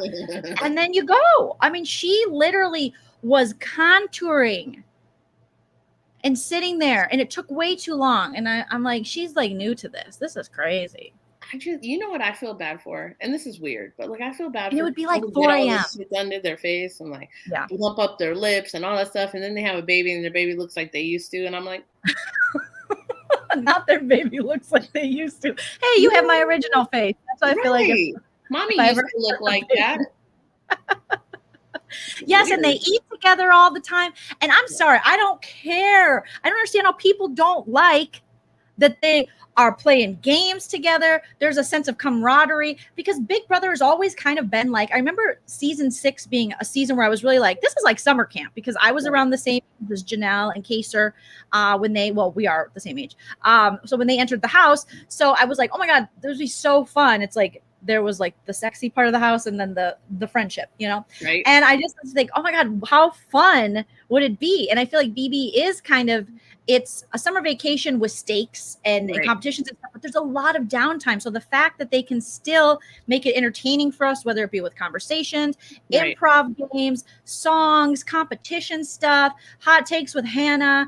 I mean, they're giving us content where we go to YouTube for content. This is what we asked for, though. If you remember last year, this is what we asked for. We asked for camaraderie. We asked for opportunities for them to work with each other, whether in the same alliance or not, like that charity event. I find that to be so beautiful because it is an opportunity to be on common ground with everybody else and having a common goal. It's those little things that and Maddie said, I hope they incorporate this every year. They need to. They should have been doing this. They should have. Like, we don't always need an Outback Steakhouse. Don't nobody give a damn about that. No, but I think, incorporating other things, like, once they got rid of food comps and other things that would kind of bring them together. Some people thought they were boring, but I think it adds a different element to the game. I thought they were fun too. I thought they were silly. I miss a PB&J pass. I miss a PB&J instead of slop. I know peanut butter is like a killer now or something. Remember they had to eat all that stuff and it was like guess. Yes! That was gross and hilarious. And they had to, or they would have to, they have to guess what's in it. And then they would have to do like all the ice cream. Was it racist Gina Marie was it her season where they did a whole bunch of, I can't remember, but not to bring up the devil. I apologize. Allegedly. Yes. Case in point, Melissa Gorga, her daughter looks like she used to look. She does. Listen, shout out to Real Housewives of New Jersey. I got to meet her. It was a vibe. Oh yeah, you did. You got a picture with her. I did. I was like freaking out. It was a whole ass day. I was like, oh my God. Wait, what does that say about chapstick? Oh, it says put some moisturizer and chapstick on and then keep it moving when you get the get in there. I'm trying to think. I just have lip gloss, but I would be one of those people that would put a little. I do too. It's just Maybelline, but I like it. I also like their lip liner, even though I just got a Charlotte Tilbury Pillow Talk lip liner. You got the pillow? How do you love it? I love it. The only thing is I use it so much. Like I like it so much. I'll just put it on when I'm watching TV because I just find it fun to practice overlining my lips. I just did that for the first time yesterday. It's like because I told you I want to do a drag makeup look. Yes. I just want to go full like drag queen. I want to feel my fantasy. That would be amazing. And you need to do a video. I'm telling you, you need to do like basic, because I'm always Googling very basic makeup stuff and your like next level makeup stuff when you do it. But for us basic bitches, I feel like I'm always looking for a very basic winged eye or how to do lashes or how to keep the lashes right or how to maneuver with nails. I'm always Googling that stuff and I'm always thinking, I wish I should just call Aina, first of all. But also I wish she just had a video out there for this stuff so I could just watch it. I need to get my life together. I'm going to be filming a lot this weekend, though, because I want to beat my face to death. Like, I want to beat Kill it. Murder it. Murder it, Aina. Murder it. Melissa, she's a vibe. Yes, she is a vibe. Okay. All right. So we talked about the Shelly does exist. We talked about how they're cleaner. I said all that. I think that's pretty much it at this point. Tiffany is killing it strategy wise with putting salt on X's game. If X doesn't catch on to this or counter this shit lawyer style, it's going to be a wrap unless he wins, and you can't win always. So this next HOH Tiffany can plan. So they're talking about best case scenario, maybe Daybed or Ozza win tomorrow. However, you still got Alyssa. Claire can't play because she was the secret HOH. But Kyland, Hannah had a conversation with Kyland and maybe alluded to, oh, you could maybe win this, and this will only look bad for Kyland's game to get his third HOH. Mm-hmm. I mean, I wouldn't put it past Kyland to try to win again. I don't think it's in him to not try to win. Yeah. And in that aspect, I'm not even mad at him because guess what? I've played a few online Big Brother games. I don't throw shit. You bet money on it. I'm not doing it. I'm not throwing anything. I don't see any point in that. Yeah. When my safety is the utmost of importance, I'm not gonna throw anything. That's so dumb. And I don't care that well, you're safe. Am I? That's the question. Am I? Never assume a vibe. You are safe in this game. Never. That's especially one of in the jury segment of the game. But I really feel like tomorrow's gonna be. Does anybody have? I was gonna ask for a TV guide. Oh my god. How old you? Oh my god, this reminds me of Tiffany. So you just aged yourself like Tiffany aged herself. She was talking about something on the feed saying she brought up Jacob the jeweler, which we all know. Everyone over 35, put in the chat if you don't know Jacob the jeweler. And the young kids in the house were like, "What?" She's like, "Maybe I'll go to Jacob. Does he still do stuff?" And people were like, all the young people, even Xavier, they were like, "Jared, like you got it at Jared." She's like, "I'm not talking about that cheap ass store at the mall," which I don't think she said cheap ass. But I'm not talking about the mall store. I'm talking about Jacob the jeweler. And they're like, never heard of him. She's like, oh my god, because she literally is the oldest person at 41, and so she's like, he made the jewelry for everyone, for all the rappers. Like she's trying to explain it. Like, the jeweler make Kanye's Jesus piece?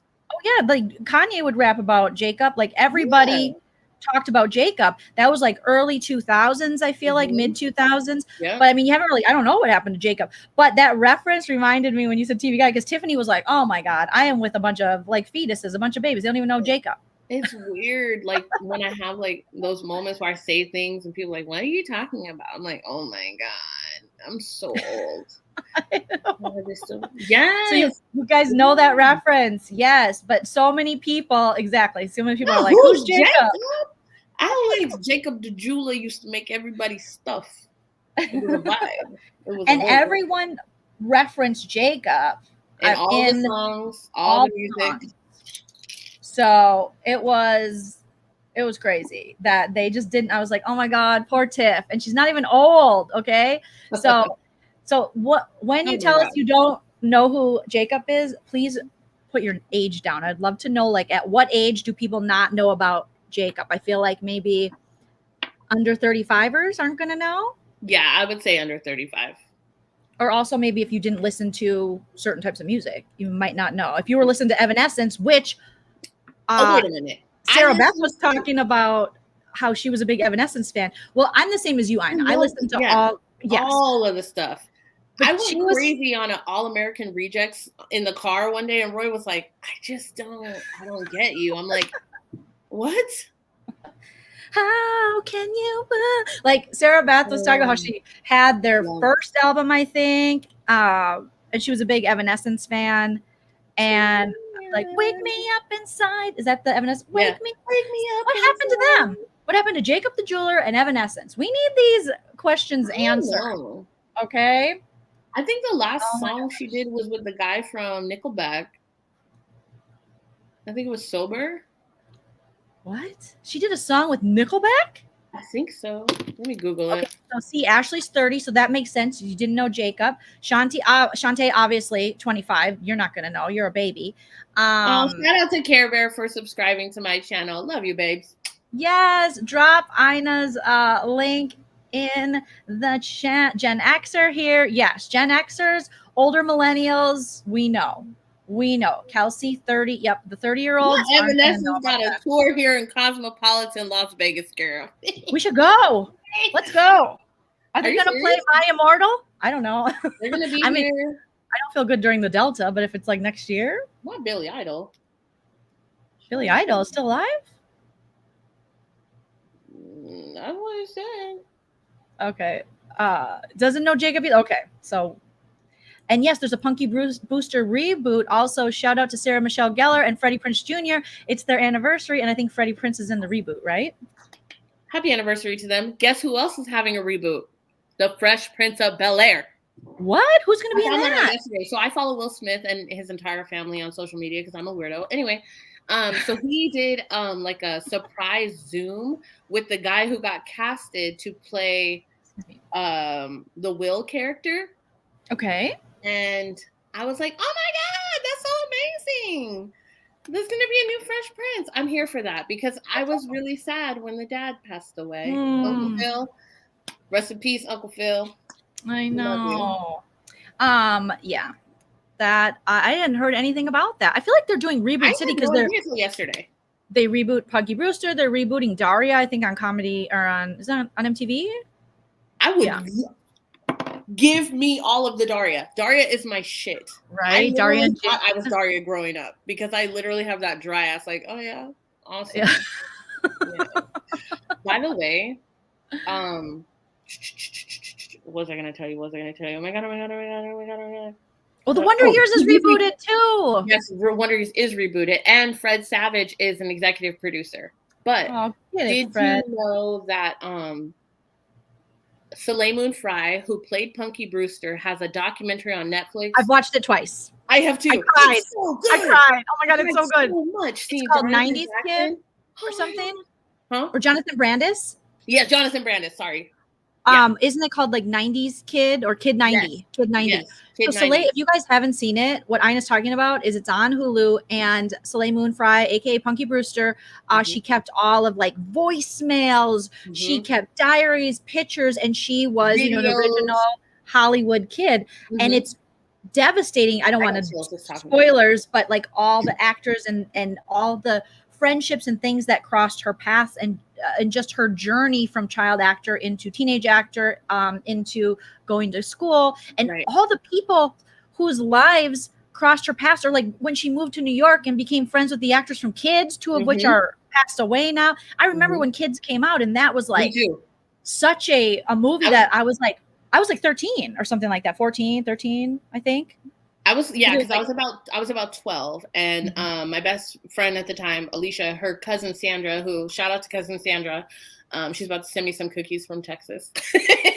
Oh, send me some Sandra, cookies. She made us watch that movie, and I remember just sitting there like, it was. I was going to rewatch it as an adult, and then I watched Soleil Moon Frye's Kid 90, and I was like, I don't know if I can. It's got the like Rosario Dawson's in it when she wasn't, right? Is that but so Soleil Moon Frye was such like an open soul spirit. I mean, there's so many tie-ins and so many tragedies in her friend group, and it was just beautiful, and it makes you just remember, especially if you were a kid of that time. Just the nostalgia is there, and seeing Jonathan Brandis, and just I had the biggest crush on him in Ladybugs. Remember when he was in Ladybugs with Rodney Dangerfield? When I found out he dated Tatiana Ali, I was like, I did have a chance. And stuff like that. You didn't hear about interracial relationships like that. You know what I mean? It wasn't like a thing. It was not a vibe. But to be clear, I don't discriminate. Period. No. If you are my vibe, you're my vibe. Why would you? Why would you? Eddie said, I loved Kid 90. Michelle said I had a crush on the kid from Ladybugs. Yes. So that documentary, it just, It was beautiful. I find her to be just so beautiful, how she opened up and how she reflects back now being probably in her later 40s, I would imagine. I don't even think she's that old. I think she's like right around like 42, 43. Let's look up how old she is. I'm so curious. Let's do this. Usually B Bean, I bet you by the time I do it, B Bean will already have the answer. Because B Bean's on it. Oh yeah, she's only she was born in 1976, so she's 4 years older than 45. me. So she's 45. Okay. Yes. Yes. So she's still, I mean, so young, but like even talking about her breast reduction, that was a big deal. You know what I mean? For us heavier breasted women, like that's like. I remember people calling her Punky Boobster, and how when she developed really young and in the media and stuff, I mean, they were ruthless. I mean, they're still ruthless, but I mean, back then they didn't care. They had no couth at all, and they sexualized, young girls like it was normal. Like, oh, you're a teenager, it's fine. We can talk to you about anything, and you have to accept it because you are in the spotlight. Yeah, it's on Hulu. Kid 90, watch it. Let me and Ina tweet at us. Let us know what you think of it. I've watched it twice. I'm probably gonna watch it again now tonight. I thought it was just so beautiful. Yeah, and So, and also, if you're into nostalgia, there's another one. It's a Nickelodeon documentary on Netflix, or excuse me, I'm sorry, Hulu, and it's about like the origination of Nickelodeon and how it became, and how the originators of Nickelodeon all started from working with Jim Henson. And that era, and how how Nickelodeon started with shows with Muppets and things like that, and then it transitioned into cartoons, and where we get like Real Monsters, Bug, Rugrats, all of those things, and how they developed, and especially like Legends of the Hidden Temple, all those slime related things. It's really great. I love that documentary. Chell just said he watched a really good documentary on Val Kilmer. He said it was quite beautiful. He's my favorite Batman. Well, next to Michael Keaton. He's had quite the life, and things happen, and the press and studios kind of put out a false narrative about him. So I think I'm going to watch it. I don't want to give anything away. What's it on? Netflix or Hulu, one of the two. Okay. I don't know what it's called.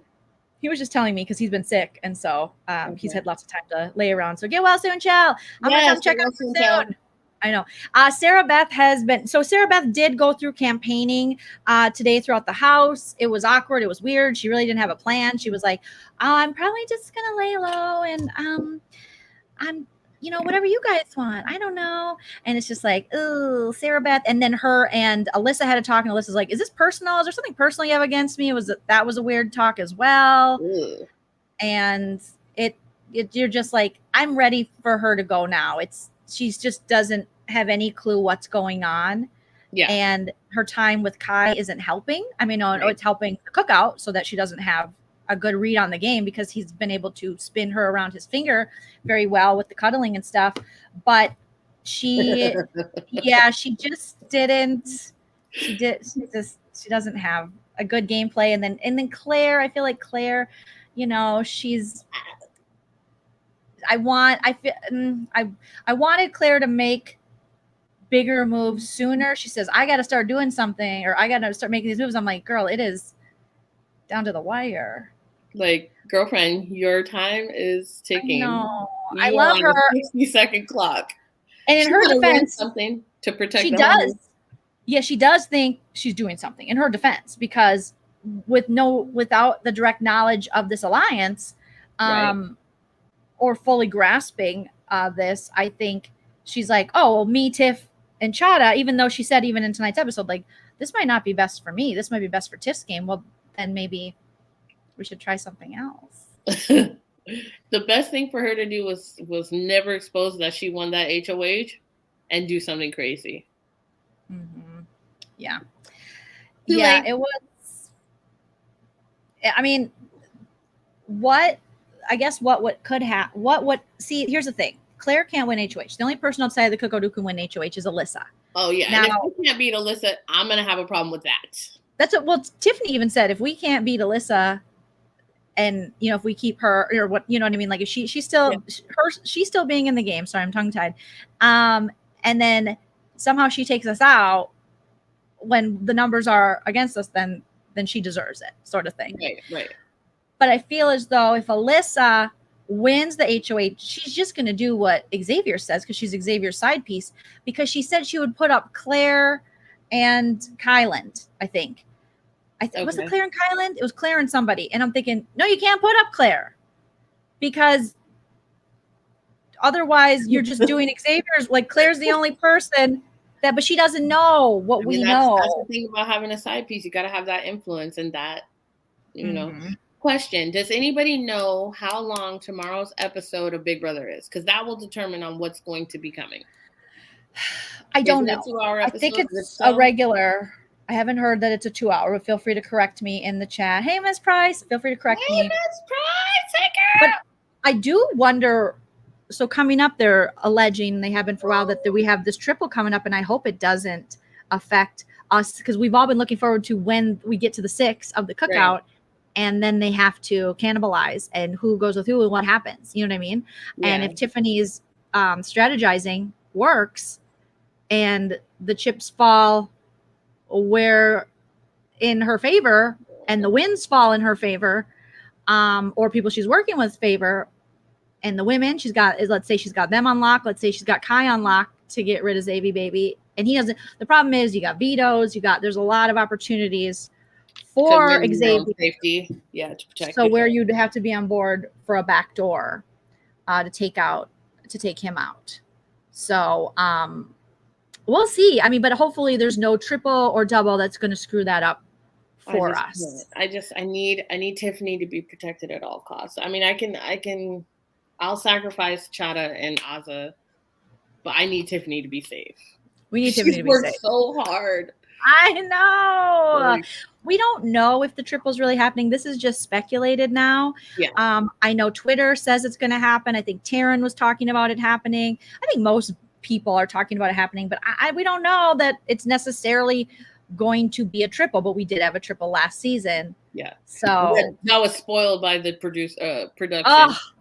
Oh, that was such a mess. Remember when it popped up and they're like triple, and Julie's like, what? And the thing, and Legacy, you're right. Kylan is shady to the point where we don't know if what he says today to Tiffany and agrees upon is what he's going to go through. He can be talked out of stuff. He's not as manipulative as he thinks. He thought he could go with this whole, we didn't see it in the episode, but he didn't just go to Hannah, didn't just go to Chada to talk about taking Sarah Beth off. He went to Xavier. He went to lots of people, and Xavier Baby was like, yeah, he does the checking in, which was the flaw of Davon's game last season. You don't got to fact check. Keep your mouth shut. No, exactly. Legacy Lee, thank you for subscribing. Ooh. Yay! Keep subscribing to Aina. I love to see it. Let's get Aina to 1,000 subs. I really want to learn how to dance, because this is not a vibe. Well, that's why we're friends. That's how I dance. Woo, woo. Yeah, and Chada can't stand. I mean, there's so many things happening that once we get to the 6, it'll be really interesting. Derek F will put Tiff up. Win HOH. Someone will throw it to him for him to win. Well, that's the thing. They're saying Azza and Derek, they would prefer them to win. Hopefully Azza just wins it. Yeah. But she just wins it, because I don't even want David to even put Tiff up there. But yeah, he's going to hold this grudge against her till the end of time. Mm-hmm. He doesn't care. There has to be at least a double, because we're behind schedule for sure. We don't know if it's going to be a triple, but we'll see. Joseph says Derek Flop gets on my nerves. Yeah, that's what Tiffany's like. He's got his money. Send him on his way. See you later. Right. Bye. Wait, he has 19.5? Yeah, because he got 7,500 in the last veto, right? Uh-huh. And then I think maybe people are adding in. What else did he get? Are they just adding in his jury? Oh, okay. I was like, or wait a minute. No, because jury, I think you get an extra 15 for making it to jury. So maybe it was something else. Did he take money on another comp? I can't remember. Send me to jury. Right. Well, that's what all those seasons where people were like, when they were having Instagram followers, like, we just have to make it to jury because they know they get extra money. Oh yeah, I remember them talking about. Oh, that makes me want to vomit. Yeah. Look at my husband. It'll be a triple. It'll ruin the cookouts plan. Child, don't put that into the universe. Don't put that. It's supposed to be slip and slide tomorrow, which will be interesting. I'm looking forward to BB Comics. I never thought I could love it so much, but I'm so excited for BB Comics. I'm at a point where I'm like, I always have, but I'm so excited for this one because there'll be so many people that we really rock with and see what people think or what the production, how they've like put them in boxes. Because that's essentially what it is. Like, who are you this season? Brittany's about to be the scream crier, and her power is about to be. I hope they have David Derek. That's his power is to melt into furniture. Just disappear. And I hope Sarah Beth is some kind of creepy thing. That would be amazing. Yes. She's gonna be like the tarantula.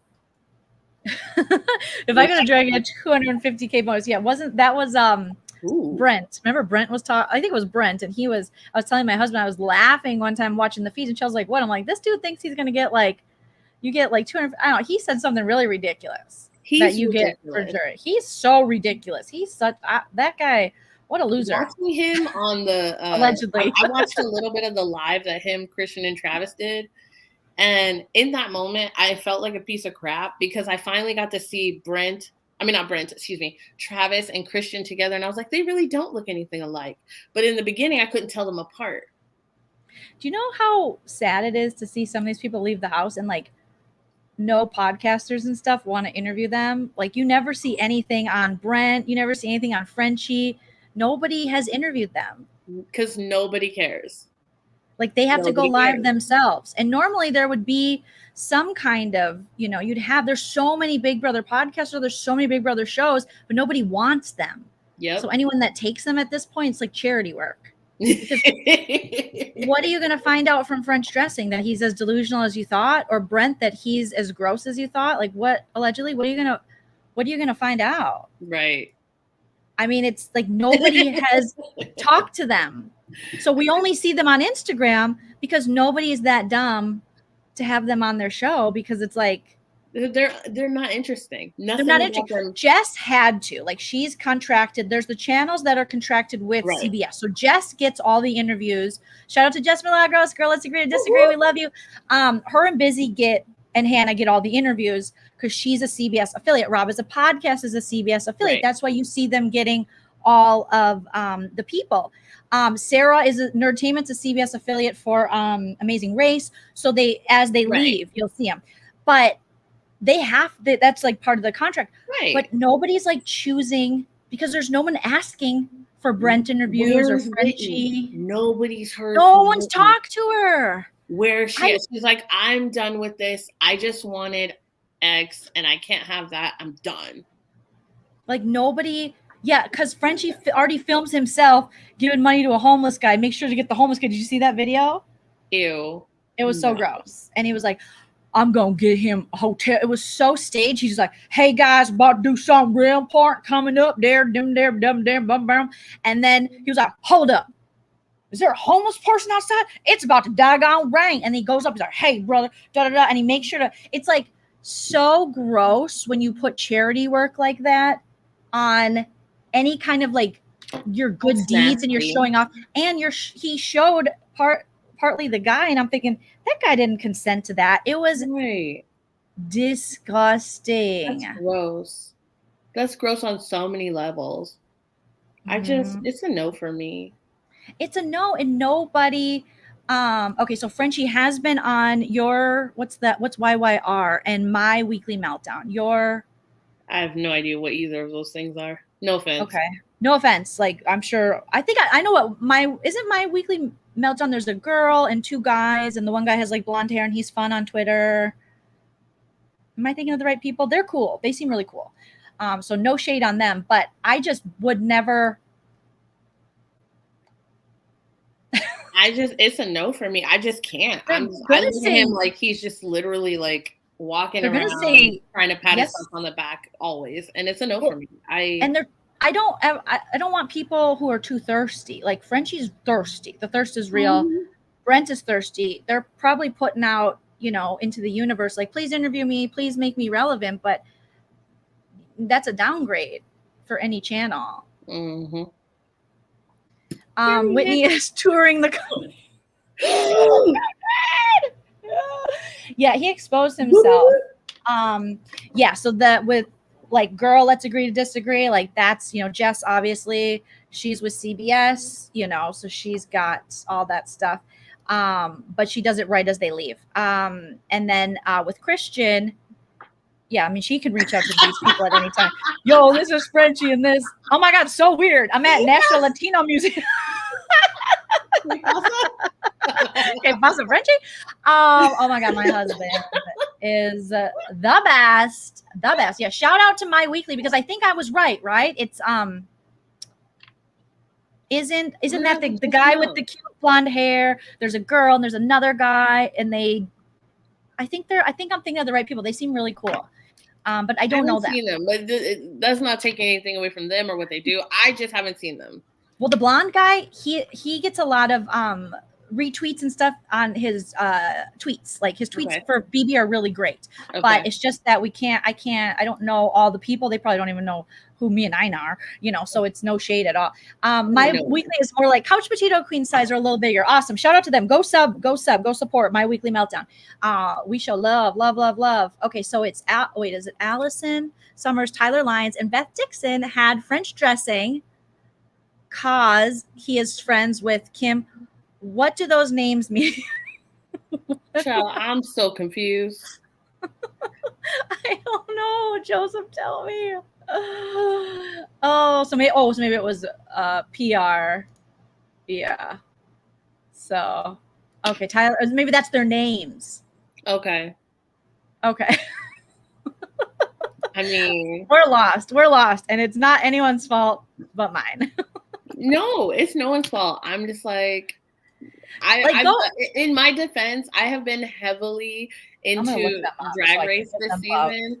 So like if I'm not watching Joleen or Busy or Tom or Matt and Jess or Maddie or Miranda or Sarah, it's like, I'm like, I don't know anybody else after that. You know what I mean? Like I just know who I know. Like I just know who I already know. And then anything else, I'm like, oh. We will show them video. I've been watching Drag Race videos, like heavy. You do love Drag Race. So this is My Weekly Meltdown, you guys. If you want to support them, tell them Joleen and Aina sent you. Let's see. Created and hosted by Allison, Tyler, and Beth. Oh, they talk about Survivor. Survivor's coming up. Okay, now that's my gig. I'm here for it. I want to see the blonde guy because the blonde guy's so...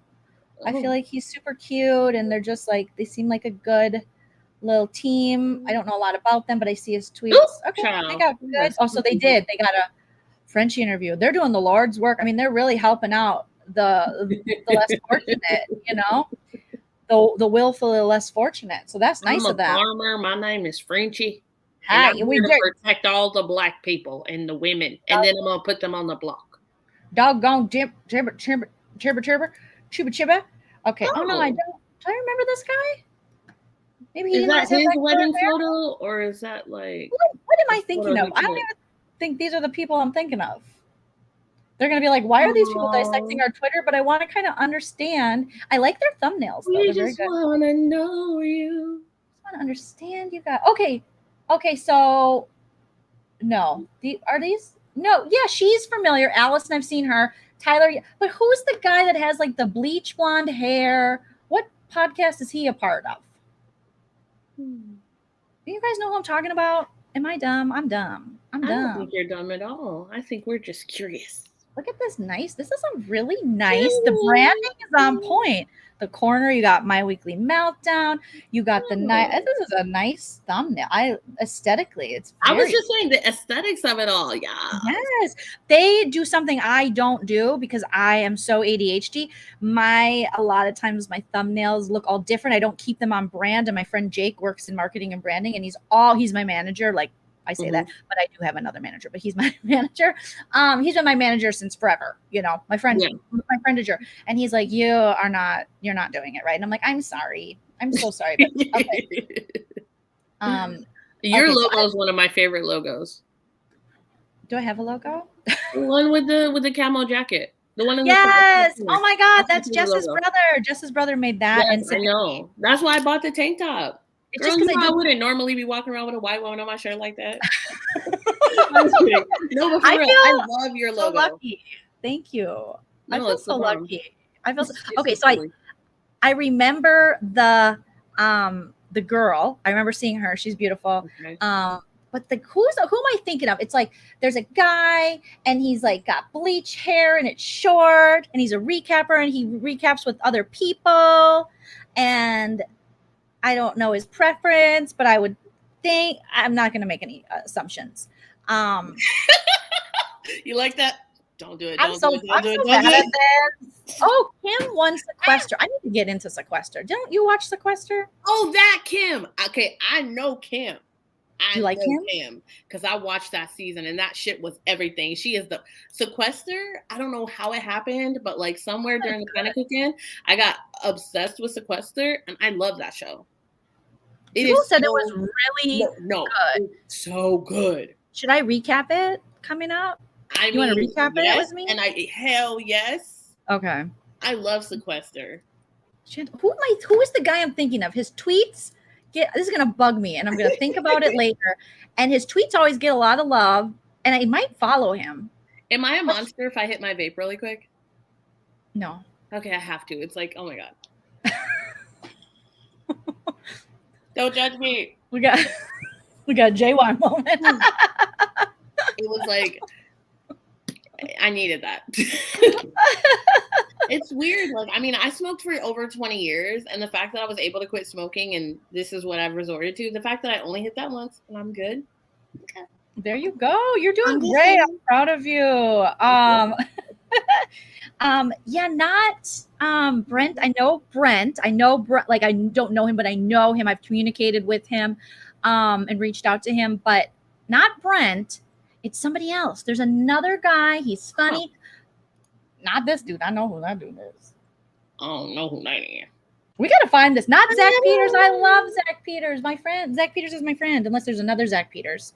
You're talking about... Which Zach Peters are you talking about? Who covers Bravo stuff? I'm going to look up this. I'm going to find... Repzilla? What's Repzilla? Repzilla. Oh, Repzilla has 26,000. Okay, JL, I'll check them out. Repzilla. I'm unaware. When you leave, okay. No, I don't think it's Repzilla. Who the hell am I talking about, you guys? Who the hell am I talking about? Yes, go show them all the love. Yeah, we love Zach Peters. Yes, I gotta reach out to Zach. I keep saying I'm going to. But he's covering all the Erica Girardi stuff, and he's doing stuff with I think he's went on with Up and Adam, and then he also knows Emily D. Baker. They've cross collabed, and me and Zach used to do stuff at when I was just coming into what's that place I used to do videos at? What are they called? Maria Menounos. This place. Did Ina freeze? No, I'm here. I'm just thinking. Maria Menounos. AfterBuzz. Okay. AfterBuzz. Oh, yeah. AfterBuzz. He's great. So go follow him too. Not TV Talks with Tom. Damn.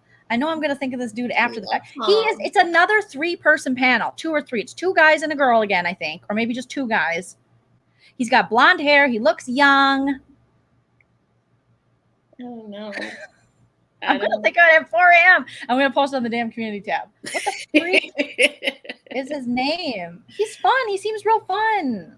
I still don't understand. I still have never posted anything to the community tab. I don't know if I can do that. Tell me next time you go live, I'll post your video to the community tab and then it shows up. I like to post people's videos so I can show love. The Buzz? Is the Buzz something? The Buzz? What's it? Name another Big Brother show, you guys. I'm gonna keep Ina on here until I figure it out. Listen, I have nothing to do. I'm sitting here. I am like my brain is still racing from watching clickbait. It's not Daddy Derek and Cody. It's not their podcast. No. Oh, AfterBuzz. I don't know what happened. They were trying to figure out what to do when the Panic Weekend started. And then I don't know what they decided. And they were supposed to have a panel of so they had a channel. I think they were trying to make like a Black Hollywood type channel. Okay. But I feel like there was something that happened within the community where the Black creators stepped forward and were like, we feel as though you haven't had our back fully on this. So it was when it was like, yeah. So I don't know what happened after that, because they were supposed to be having talks and they hired like a diversity, you know how they do that, the thing, we got someone coming in, and you're like, I saw a commercial today. I'm sorry, I have to just bring this up because it made me so mad. And it was a commercial for Cracker Barrel, and it was like all these Black people in the commercial, and I was like, oh, for real? Trying to clean up that image I see. No, we good. Cracker Barrel has a terrible reputation for being very I didn't know anything about Cracker Barrel. Discriminatory in their establishments. Really? They have a very bad reputation. And the fact that their new commercial, it was like a whole Black family eating all this food. And I was like, oh, word. And then the last, it was very like, oh, word. I was really weirded out by that. But I don't know enough about, I've been to Cracker Barrel a few times in my life because I'm like from middle America and white, and they had like biscuits or some shit, or they had those little games that had like the pegs, you know, at the table. Okay, yeah. I don't know. That was at every cabin you'd go to as a kid. You're like, how the hell do you play this? I love how you said like every cabin you go to, like most people go to cabins. My parents would just take me to random cabins. Southern California. I've been to Big Bear, so I have been to the cabins. But you're a SoCal girl. You're SoCal. Yes. Yeah. AfterBuzz, I think they were really struggling with having everyone have their hosts having the equipment and stuff like that. I don't really know. I just went there to like make friends. I thought that would be really cool. Yeah. And there I did meet a lot of good people. And Maria Menounos is a gem. She's a gem. She's a gem. Yeah, I have nothing bad to say. She's a gem. She really is. Daniel, yes, that's his name. Daniel. How did you know? I remember. But what's his last name? You win. His name's Daniel. He's a cutie, and yes, I found him. Yay! Oh, he's not gonna bug. This guy's gonna be like, what a weirdo. This woman is searching me. Okay, so he is what is his show? I don't know what his show is. His little background is a tweet from Joleen. I mean, Janelle from Joleen. From Janelle. No, so I appreciate you like confusing it. Like that's a big compliment in my mind. Sisters. I'm like the stepsister. It's like Cinderella and then the stepsister. Stop it. No. But I don't know which show he's on, but yeah, he tweets and like, see, look at like this tweet. Oh wait, no, this isn't his tweet. Okay. Never mind. I'm not killing it, but I feel like I see his tweets a lot, and he's got some good stuff out there. Yeah, well, clearly he has great takes. Julie Chen, everyone circle around the queen. I'll just follow him because do I follow him already? No. I'm gonna follow him too. Daniel Icon Brown. We don't know. I forget what his show is called, but he's great. Okay, so bringing people together one sweet tweet at a time. Our reality, yes. I like this guy. I don't know much about him, but every time I see him, he gives me like, you just pick up vibes. I'm like, oh, I like this dude. I just like. Also, how sad about Parvati? Did you hear Parvati is she's going through this divorce, and now she got a restraining order against the ex. And he came forward and was like, we've never gotten in a physical fight, but we did get in an altercation, something about the kid. And they disagreed about something with the kid. And then he picked up her phone, and then she went to get it or something. It was in Us Weekly. Oh my God. So shout out to Parvati and her fam bam and her cute little daughter, Alma is her name. But yeah. My name is difficult, but I've always never been able to pronounce her name the correct way. Parvati? I used to call her Poverty because I just didn't say it right, but it's Parvati, right? Parvati. I probably still say it wrong. I feel like I do. I feel like I say it wrong. I might say it right, but I feel like I say it wrong. And so for that reason, I just try not to say it, which is terrible because I don't want that for myself. No, I struggle with. Yes, Joleen was on there. Ladybug Star. Batwoman or Batgirl. Okay, so wait. Thank you, Ladybug Star, for saying Danielle. Yes, I covered. Okay, so I covered Batgirl, but I kept calling the show the wrong name. So I was also on a panel, right? And I was on a panel, and I just wanted to like be so friendly and just make friends. I already had my channel. My channel was already growing. I just felt like I was just doing stuff by myself. It was like when I really didn't collab with anybody. So I reached out to AfterBuzz, and they have like a training program and stuff. And there was this guy that used to work at Chili's who was telling me how to.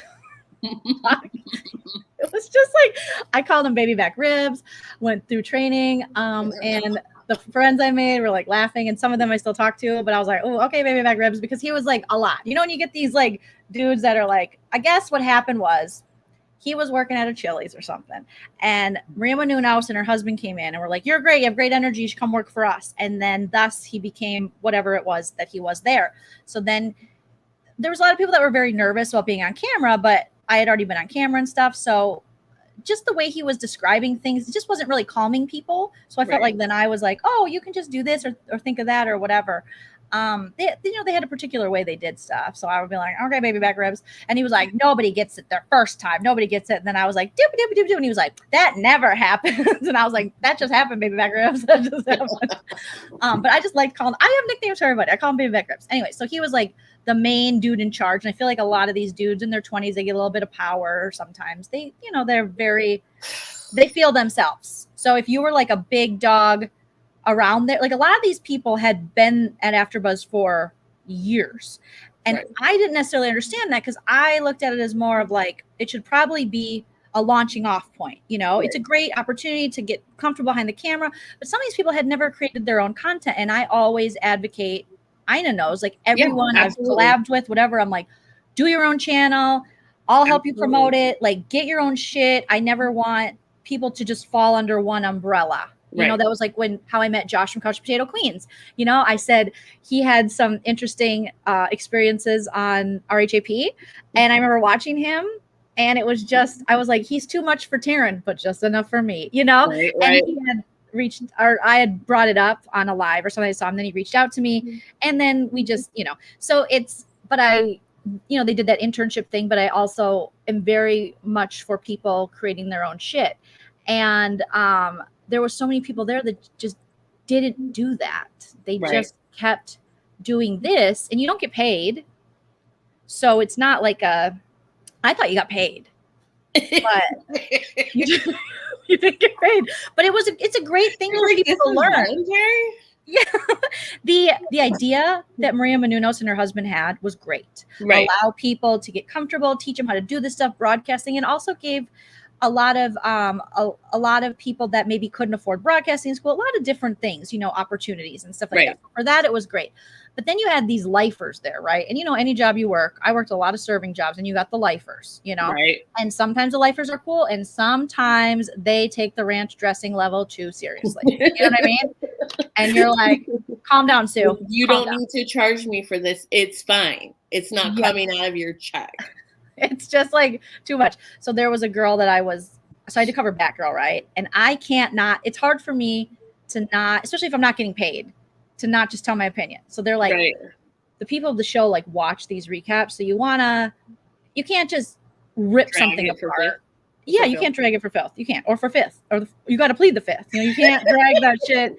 So one of the girls was a lifer. And she just had this, she did her makeup. She was beautiful, an actress, whatever, but she just had this aura about her. And she'd do these passive aggressive texts, and she wanted me to be reaching out, doing all this stuff. And I was like, this is not a good show. This is not it. And now I think there's a new season with a new Batgirl. I think it was, and I kept calling it Catwoman because she's like, that's the name. So, but I finally called her out in a text exchange. I was like, don't do that. Like, it was weird anyway. So she was like, and she would kind of talk down, I feel like, to the other, and there was one girl that was like more nervous when we would go live, and I just felt for her, and I was like, let's just have fun. Like, we're covering Batgirl with what's her face, who was on Orange is the New Black, but is mostly an Australian model. Yeah. Like it wasn't there for her yet. Right. She wasn't at that level. And it was hard. It was difficult. So, but I did meet a lot of people and got along, but there are, certain like lifers and stuff that I remember talking to one of the girls, and she was like, yeah, one day I just want to have my own podcast. And I'm like, you can do that. And she's like, what? I was like, oh my God, yeah, I have a YouTube channel.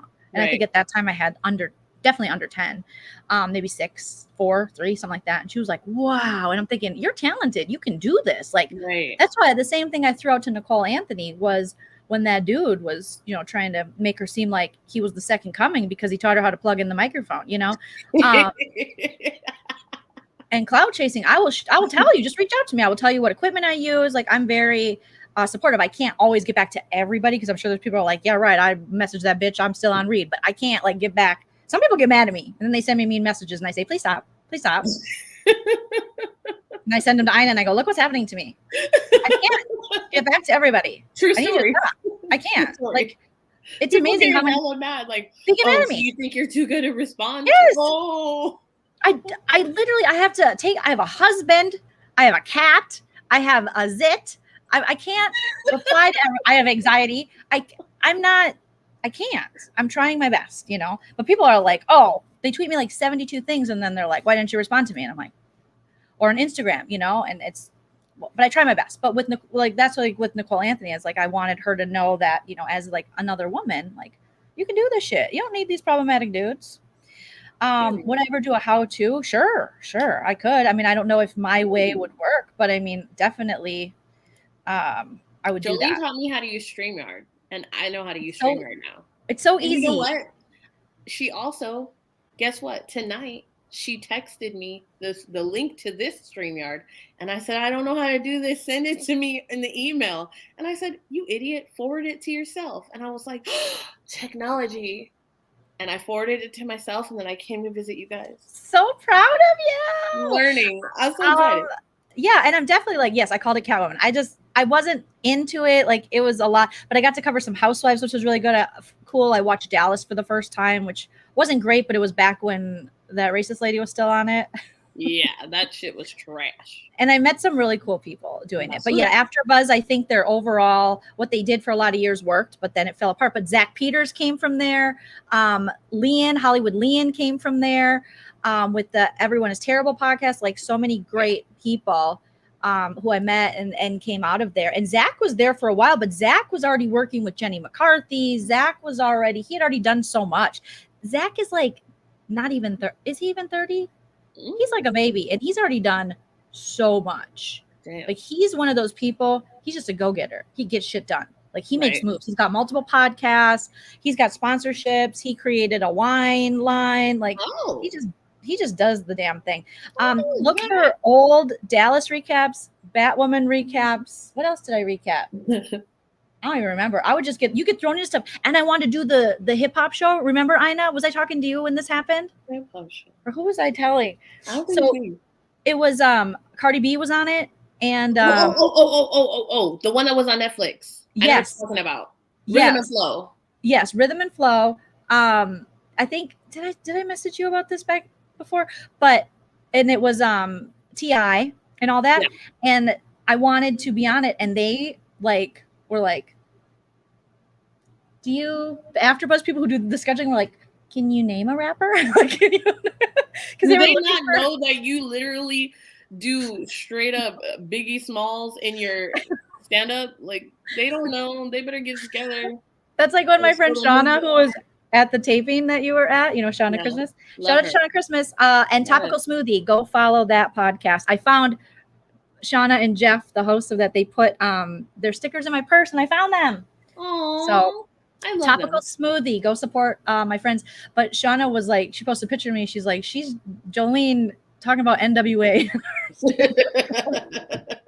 But AfterBuzz people were like, they kept giving me cover, man. They don't know questions. They were giving me questions, but they wanted volunteers, and not everyone. People are going to ask you those questions. They need to be able to answer them also.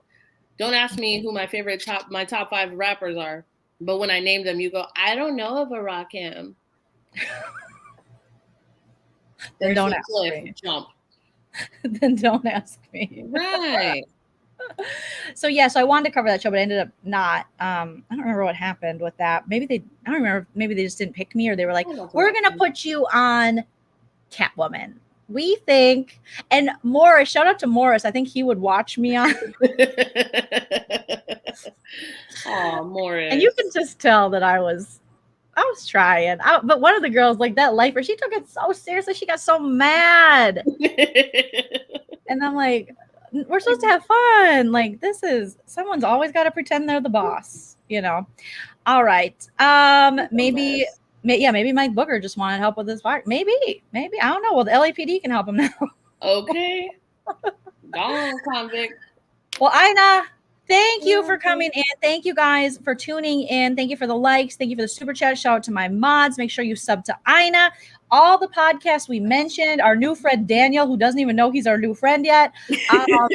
My Weekly Meltdown. What was the other shows? You guys know. You guys know what it is. Also, We know everything. Is tonight Andrew Gabor's first live he's doing? Is it? I feel like that's what make sense said. Oh my gosh, I don't remember. I don't remember. I don't know. I don't remember. All right. Well, shout out to Andrew Gabor as well. Just support everybody. Support everyone. Go to Aina's channel. Show Aina all the love. She's got more videos coming out. Lots of stuff happening. And I love you, friend. Like, I'm so happy that... I love you. Well, I already talked to you. Like, me and Aina, people don't know, but we, like, talk to each other. We're real friends.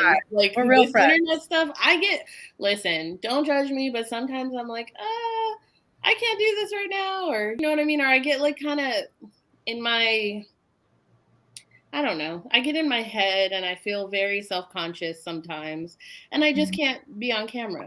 I get really weird about it. And why is the volume on my phone up? Weird. And you shouldn't be, because Aina did the challenge with me and Miranda. Me and Aina have went live so many times about Big Brother. She does her own great content. But I get it. I get that feeling. I've put on a significant amount of weight, and it's been something that's kind of like sitting in my...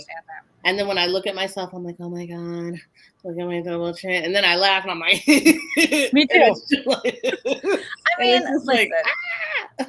But it's like, we're so fantastic that it doesn't even matter. Like, weight is nothing but a number. I love you. For me, it's 3 digits.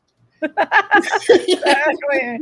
Oh, thank you, Dawn. Whatever. So show Aina all the love. Thank you guys so much. I'll be back tomorrow night, and then I'll be back Friday with Couch Potato Queens, Alex and Josh. And yeah, just all the good stuff.